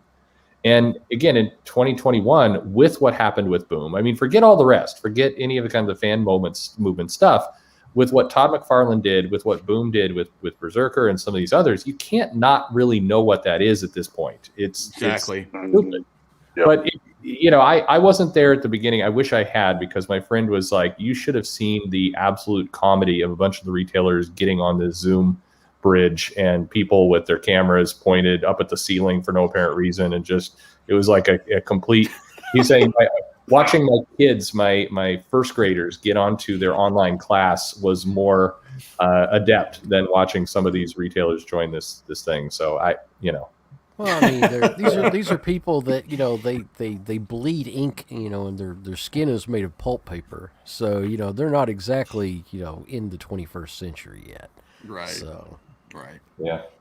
I can appreciate that. There are some really good retailers who know their business. They connect with customers. They understand the value of knowing what customers want and buy. It's not. I absolutely hate the narrative of all the comic retailers are idiots. They're not. There's some good people out there, but they're not. There's a high percentage of dummies. For sure. Yeah, and John Malin is not going to get away with that comment that he made right there. He's not getting away with that comment that John Malin made. Not. Their calling's not at the DMV, dude. Some. I mean, some are. Yeah, exactly. But some for sure. Although I don't want them handling my license either. I mean, these. Don't send it there. What are you doing? So this is from Lane Kramer. Thank you so much for supporting the channel. Is it possible in the future, when cons come back, you, Perch, and Thinking Critical might organize some panels at them? I think that would be effing live. Do you mean like I pay money for that, or like do panels talking about the cons? Yeah, well, that would be. We should do something. We should run. I do think we should get a number of different YouTubers together and run a professional con. They just now for a year going by of just absolute shit show of virtual cons. It's so terrible what goes on. So I would love it if some people with some following can put together a true online fan con. That'd be cool. Yeah, I'm absolutely all for it. I do a Comic Con every Saturday. There you go. I'm down. I'm sorry, Chris. Yeah, I'd actually pay money for that. See how quickly I get thrown out of the building. I missed it. Exactly. and which comic pro tries to punch me in the fucking face first? There you go. Yeah. Didn't I block you on Twitter? Yep. Go fuck yourself too, dude. So I do want to say thank you very much to Lane Kramer for supporting the channel. Love to do some stuff with like a virtual con in the future. Now let's get on with the last couple topics. This week we got the first issue of X-Men Legends #1. We're going to talk a little bit of the spoilers here. We got Fabian Nicieza returning to finish his Summers Brothers tale with Brett Booth on art. Now, a couple of weeks ago, Chris, while you were in the comments section, you weren't on the panel, but you were taking some pot shots at Brett Booth. Would you like to retract that and talk about the wonderful art in X-Men Legends?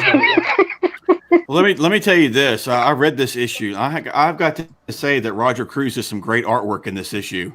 Oh, fuck you. Oh, wait, I'm sorry. It was probably Jeff Matsuda. No, maybe not him.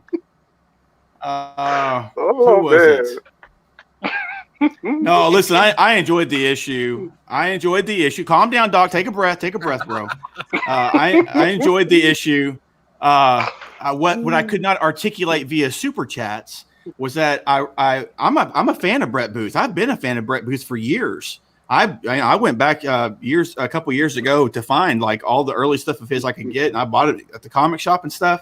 I still like his earlier stuff better, like on Backlash and stuff. I think to me, it's really just because of the inker. I think that he had inkers that really tightened and solidified a lot of his artwork from years ago. The one that was on this book was okay, but when it's so scratchy and like less defined, and when you got squiggly lines on the legs defining shaded areas and stuff like that, I don't find it to be a compliment to Brett Booth's tight pencils and tight artwork. I still like it. I still like that. And but I don't know. It just comes across as really scratchy and sketchy to me. And I'm just not as much of a fan of that. But this issue I had fun with this issue, and I really liked it. I really liked the way it ended as well. So it was fun, and it was a good throwback to what I love and liked about the X-Men, several years ago, coming back to 2021. So take the floor, Doc. Oh no, Wes and I have a video coming out tomorrow with a review on this. But no, I really enjoyed it. I just think that if you're going to compare Brett's art to anyone, Roger Cruz, man, if you're going to, he's much more of a Joe Mad clone. Yeah. No. Whereas, Brett had a lot more of an influence from, Jim. I see a lot more of Jim than I ever would have seen of Brett or Jeff Matsuda. Sorry. Yeah, I was just messing with you guys. I'm just messing with you. Art Adams. Yeah. Yeah, more. Everybody, all of those guys were influenced by art. Yeah. All of them. No, Well, for me, great. Yeah, for me, the only way this book could have been better is if Mark Waid wrote the last page. Then I would have been in pure heaven at that point. One page Waid. But other than that, that's right. One page Waid. If he wrote the last page, I'd have been good.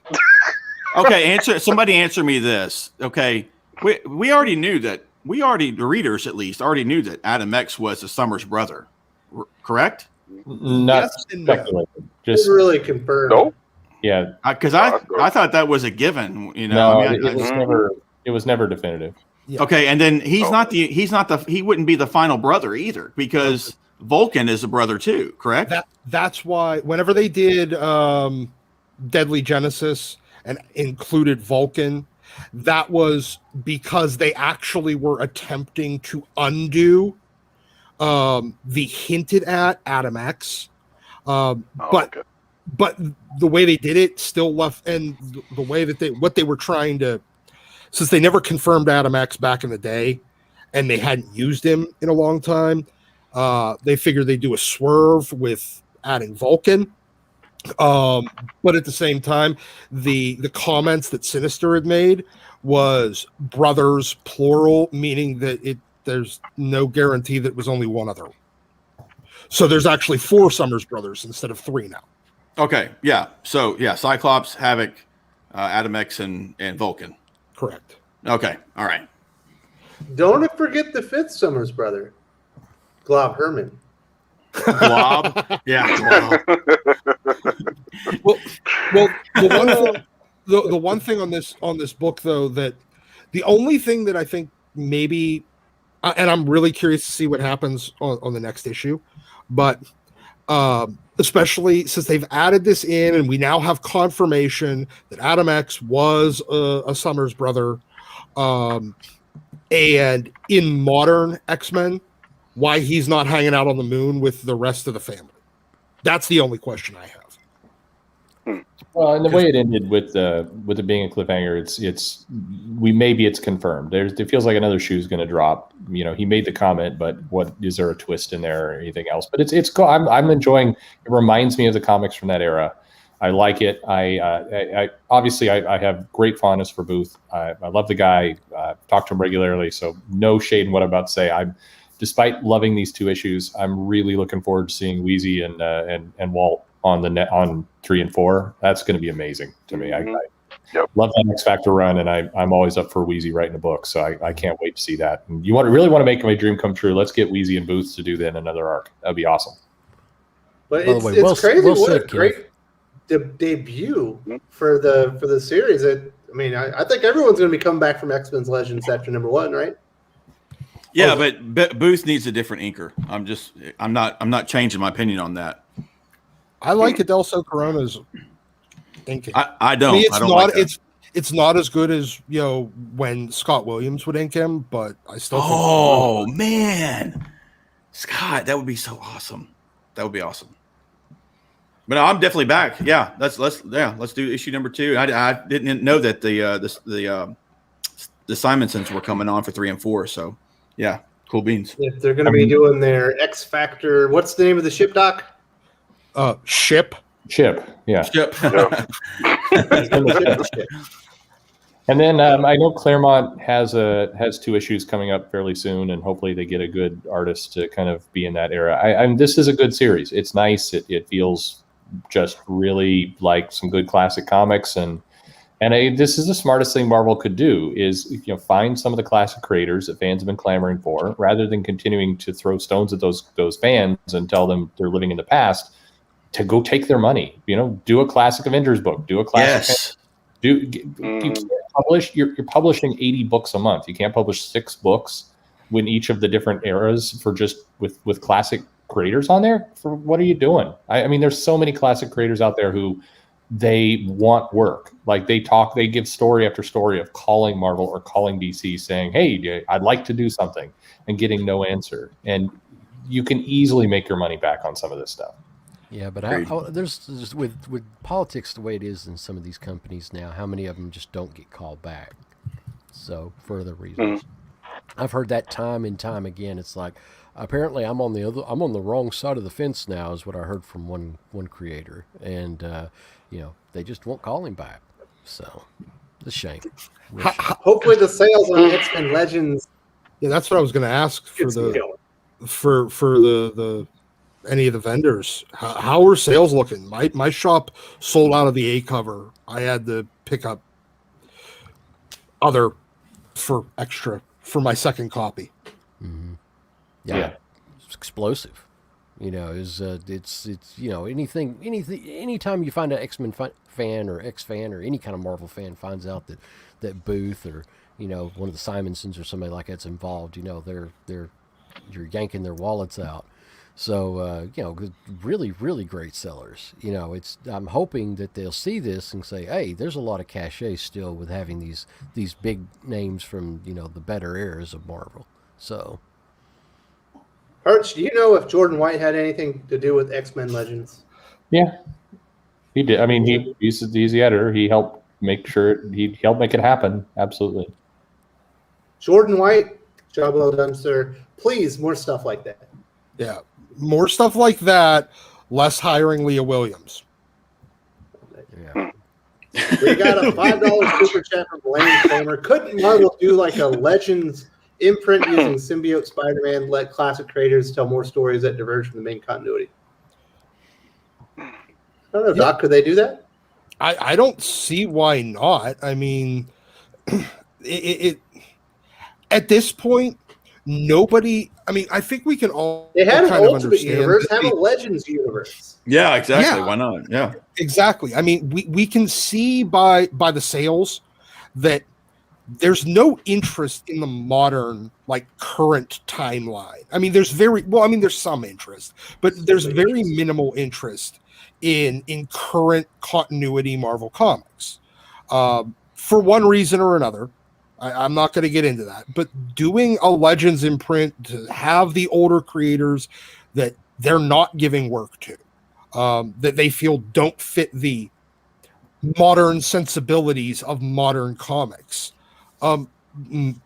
That's where the money is. Make it a Legends line and not a Forever line.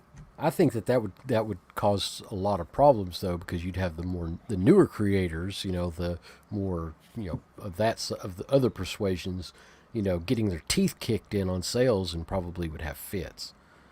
So, but isn't that kind of what? And maybe it's not intentional, but isn't that what opens up at DC with this whole omniverse approach now? That since you don't have a continuity, basically, people can tell whatever their stories they want to. So at least on some level, you could just have creators come in and do what they want to do when they want to do it.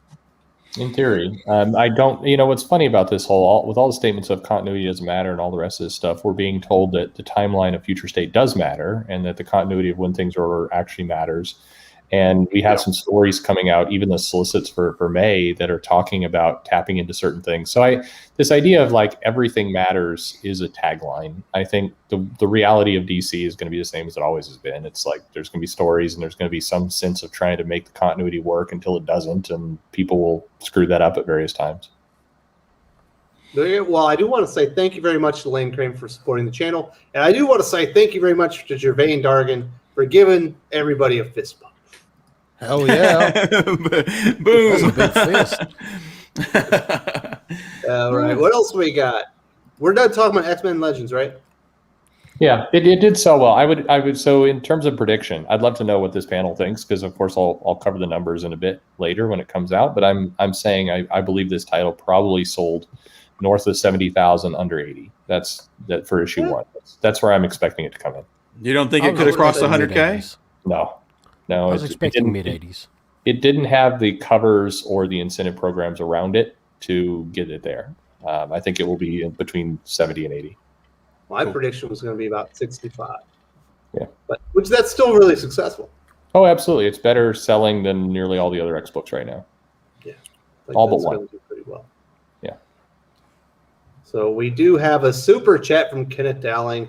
I find it interesting that DC is doing Batman 89 and Superman 78, books that are heavy on film nostalgia. Are they desperate for new readership? Have a great weekend, guys. Do you think that's what it is, or are they desperate for readership? Are they trying to, feed into nostalgia, or do you think they just they've done this before with Batman 66 and Wonder Woman 77? Is it just part of the brand now? Yeah, I mean, I don't know about. I mean, look, if you got these movies streaming on your platform, and it's something that obviously people are very fond of, those movies and those franchises, then yeah, you should dip into that nostalgia and try to sell some books off of it. I don't know if it's as much desperation as this is good business sense. You should do it. Batman 66 worked. The Wonder Woman series didn't as much. Yeah, get books out with these two properties. It's smart business. Especially Batman 89, since we have always heard the rumor about that third Tim Burton Batman movie that never got made because it wasn't kid-friendly enough. Yeah. Seems like good. So thank you very much to Kenneth Dowling. What are your thoughts, Chris? Are you going to be a customer for Superman 78 and Batman 89? No. Who asked for this? No way. No. I like the movie fine enough, that Batman movie back then, but no. I'm not. No. That's not my cup of tea. I'm sure there is a market out there for that. Fine, and more power to them. But no, not for me. When I heard about this, I was like, who are these people? Who is asking for this? Where is this going to sell? No, I'm not there. I mean, more power to whoever likes that, though. Is this Superman 78 based on the? Is it Superman 78 based on the Donner cut? Yes, it's going to be in between Superman the movie and Superman 2. Yeah, sweet. Yeah, I just hadn't. I saw it, just hadn't really thought about it much. But yeah. Whenever I heard this announcement, I was like, who's clamoring for like that like that B movie Fantastic Four, something based off of that, or like the first Captain America stuff. It probably is the wrong comparison, honestly, but that's what I thought of immediately. That's like what I first thought of. It's like I don't. Quite a bit more. Where's the series based off of the Wonder Woman TV show? Where's the one based off of the? You got that one. Well, they did that. See, I don't keep up with DC that much, to be honest with you. So, where's the one based off the Spider-Man TV series that was out in the 70s or 80s? It's like I'm sure Marvel will follow suit. I mean, the reason why they're doing these is because they sold Batman 66 as a digital property was one of the more successful ones that they did. On that platform. So that's why you're getting more. They're going to continue to do more until they stop selling. We need motorcycle helmet Captain America comic book like now. Yeah, exactly right. I'm sorry, Gervain. I did not see you came back. Teaming up with the Roger Corman FF. Exactly. Yeah, you know what I'm talking about. That's what it made me think of when I heard about this. But I'm not. I'm much more of a Marvel person over the years than I have been a DC person. So I'm sure. I'm quite sure there's a base for this. It just wasn't really that appealing to me. So, Gervain, are you excited for DC to tap into some of these movie properties and go visit those universes like Christopher Reeve's Superman? I'm torn between what Chris is saying and my actual interest in it, because it's kind of like how I feel about Superman Returns. It was like, I didn't ask for that. I didn't want that. I didn't need that. So this kind of feels like the comic book version of the same thing. I'm not as big of a Batman 89 fan, so I'll pass on that. But I do like the fact, at first I was a little dismayed because it was going digital, and I'm not a digital guy. So I'm glad they're going to at least put it in print at some point. But I am enough of a Superman Christopher Reeve mark. I am going to go for 78, though. Yeah. I will check out 78. He's writing it. He's the best writer in the industry, according to me. Yeah, I'll go with it. I wish I don't know Wilfredo Torres's work, so that's why that kind of dampens my enthusiasm. If they had another artist on it that was at least initially visually more appealing to me, but I am a Superman 78, Superman the movie, pretty much cemented me as a comic book fan. So yeah, the nostalgia is big for me on that one. Yep. So thank you very much to Kenneth Dowling for supporting the channel. Really appreciate it. We also have Brian with an A. Did you see the Mortal Kombat movie trailer? Sucks that Johnny Cage is in the movie, but who else is going to watch the remake? You know what else sucks? Chun-Li is in the movie. That's bullshit. Batman isn't either. We're Spawn. Just or that weird Twisted Metal. I'll definitely watch it. I love the first Mortal Kombat movie. That thing is one of some great 90s cheese. Oh, you know what? I really liked the Mortal Kombat.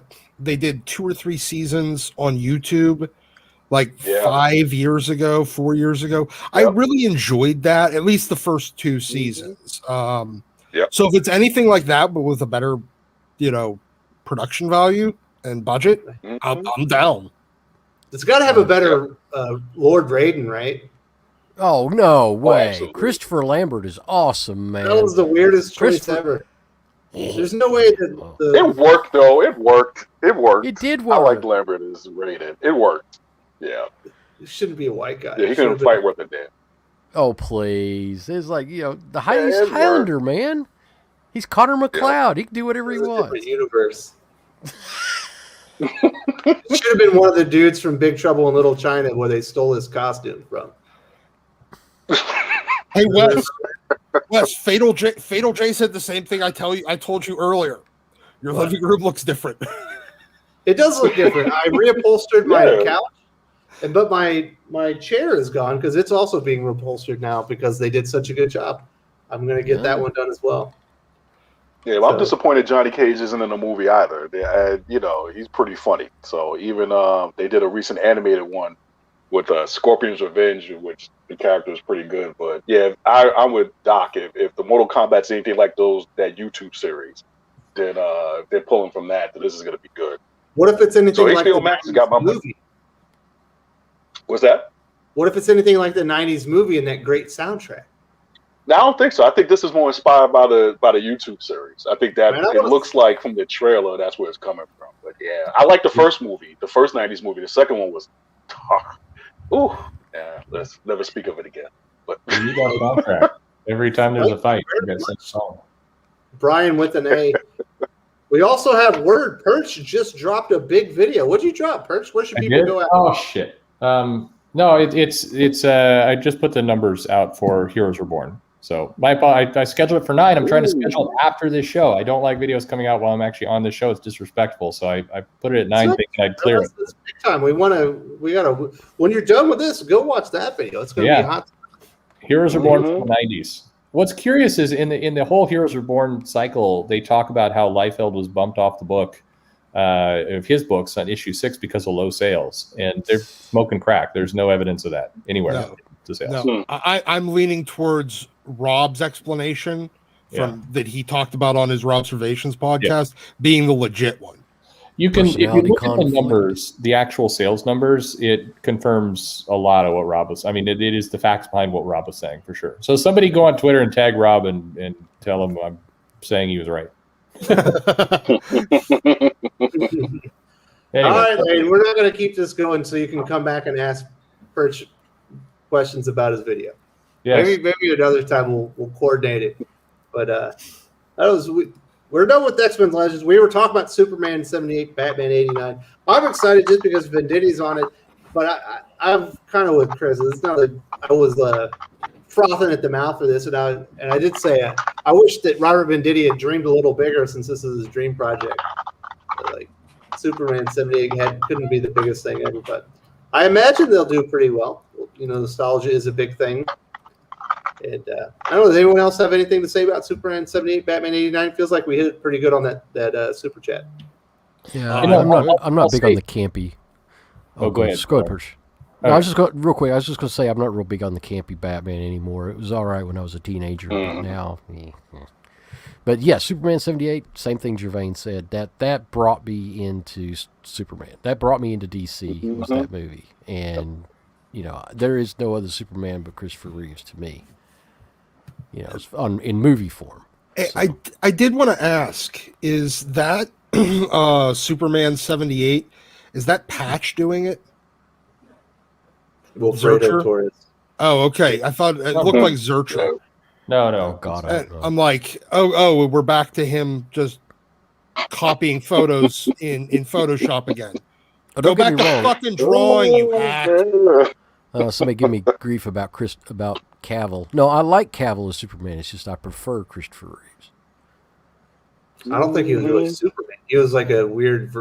Wasn't he more like Red Sun, like some type of evil Superman? So let's not get into that. I'm going to be debating, destroying Fatal J in a debate pretty soon here on the channel.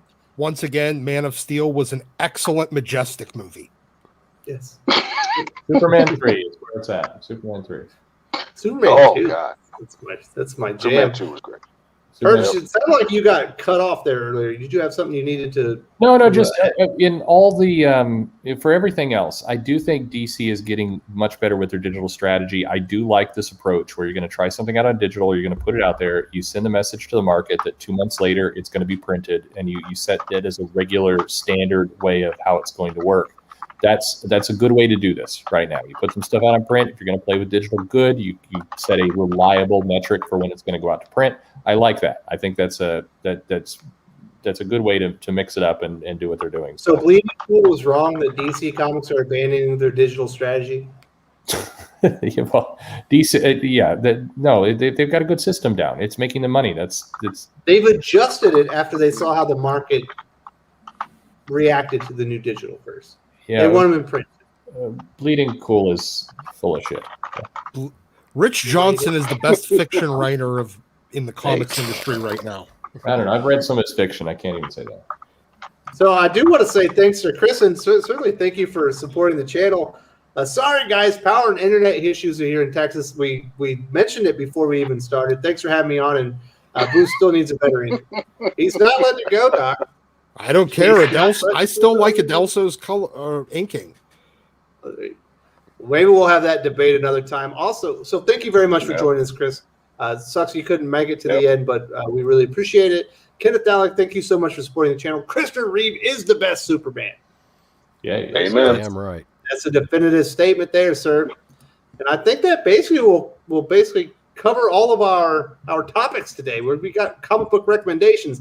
I'm just going to put this out there. Here's a little spoiler. It was a damn good week for new comic books. So we're going to have some really good comic books to recommend. We definitely want to hear from the viewers as well. If you read some good comics, put them in the comment section. I'll put them on the screen. All right, Gervain. You are a man of impeccable comic book taste. What are you recommending this week? Well, I'm gonna go with what I got this week, but basically, I'm enjoying Mighty Morphin still. So Mighty Morphin 4 was big for me, and I actually had to go back on one of your recommendations. I went out and We Live. I really enjoyed that series, so I thank you for constantly pushing that one. I got all 5 issues. I had to go third print. I had to go third print on some of them, but it was a good read. And in terms of well, it's not exactly a blast of the past, but the recent past. But I had comment on the videos. Deceased, you guys were 1,000% right on that one. I enjoyed it immensely. So I slept on that one. Character moments. You guys were right. Tom Taylor can blow me. It's a good book. I do want to say thank you very much to You Murdered That Guy for $2 Canadian. Vampirella. It's not just a titty book. It's boss. There you go. If you want some scantily clad heroes with some good art and terrific writing, You Murdered That Guy says go check out Vampirella. Obviously, I believe is it Christopher Priest right now? I believe it is. Yes, it is. Yes. So thank you very much for supporting the channel. Well, who else we got in here? So Gervain's made his recommendation. Pele, what are you recommending down at the shop? Oh, Last Ronin 2. God, that's like that is the book. That is the book of the month. That was excellent. Book absolutely. Is that all you recommending this week? All the cleanup with King in Black. Yeah. There's a lot of good King in Black stuff going on right now. That's for certain. All right, Doc, what are you recommending? Obviously, X-Men Legends #1. Oh, X-Men Legends #1, easily. I haven't read Last Ronin #2 yet, but I'll just take everybody else's word for it. King in Black was really, really good. And there was one other thing that I bought this week that I loved. Or no, I didn't. I didn't love it. Cable was another issue of Phil Noto drawing baby legs on people that don't look like superheroes. So yeah, don't buy Cable and buy X-Men Legends and King in Black, and you know what? And X-Men 39 from way back in the 90s, so that you can have a little bit of a primer for when you're reading X-Men Legends. So I definitely want to say we feel for you, Scott Buffington. He did not get his new comics this week due to the weather. It sounds like the weather is affecting a lot of people. Our hearts and prayers are going out to all of you. We hope things get better, as the weeks go along and everything gets back to normal. And hopefully you'll get your new comics soon. All right, Perch, what do you recommend this week? You got anything better than that? No, there were definitely some good comics in addition to everything we mentioned. We talked about Legends earlier. I thought Excellence was good this week. I'm enjoying that series as something kind of additionally from the outside to check out. If you like seeing a lot of butt, then Batman Catwoman delivered this week. Clayman was all over that ass. A lot of ass. There was a lot of ass in that book. It's Buttman. Yeah. So there, it's Butt Cat issue 3. So there's some good stuff. Yule's in the chat earlier. He was big on haha. It sold in a lot of places, but I'm not loving that book. But anyway, I love the first issue. I didn't love the second issue as much. Exactly. Yeah, the second one was. I wanted more about the first character. Yeah, I don't know. And then this week had the new issue of Hellcat, so that was good. And Iron Man was in there too. So. When are they going to give Kate West that book back? There's no way that is going back. She's never coming back. I've heard. Never mind. Yeah, Kate West never going back to that company. Yeah. So thank you very much, Perch. I got a lot of recommendations. This has been the best new comic week of 2021 so far. There's been so many good things. Obviously, We Live #5, fantastic. Last Ronin #2, King in Black #4, X-Men Legends, all excellent books. The two that I would throw on there are actually Future State. As much as I have not enjoyed Future State, Future State Catwoman #2 was very, very good. I enjoyed that one. That's an excellent series. Also, Stillwater #6, an Image comic from Chip Zdarsky. It's not the most original concept ever, but this was the best issue so far. I've enjoyed the series, and this was a Dynamite issue. Also, we've got Jamie Anderson with the $20 super chat. Thank you so much. It's very gracious.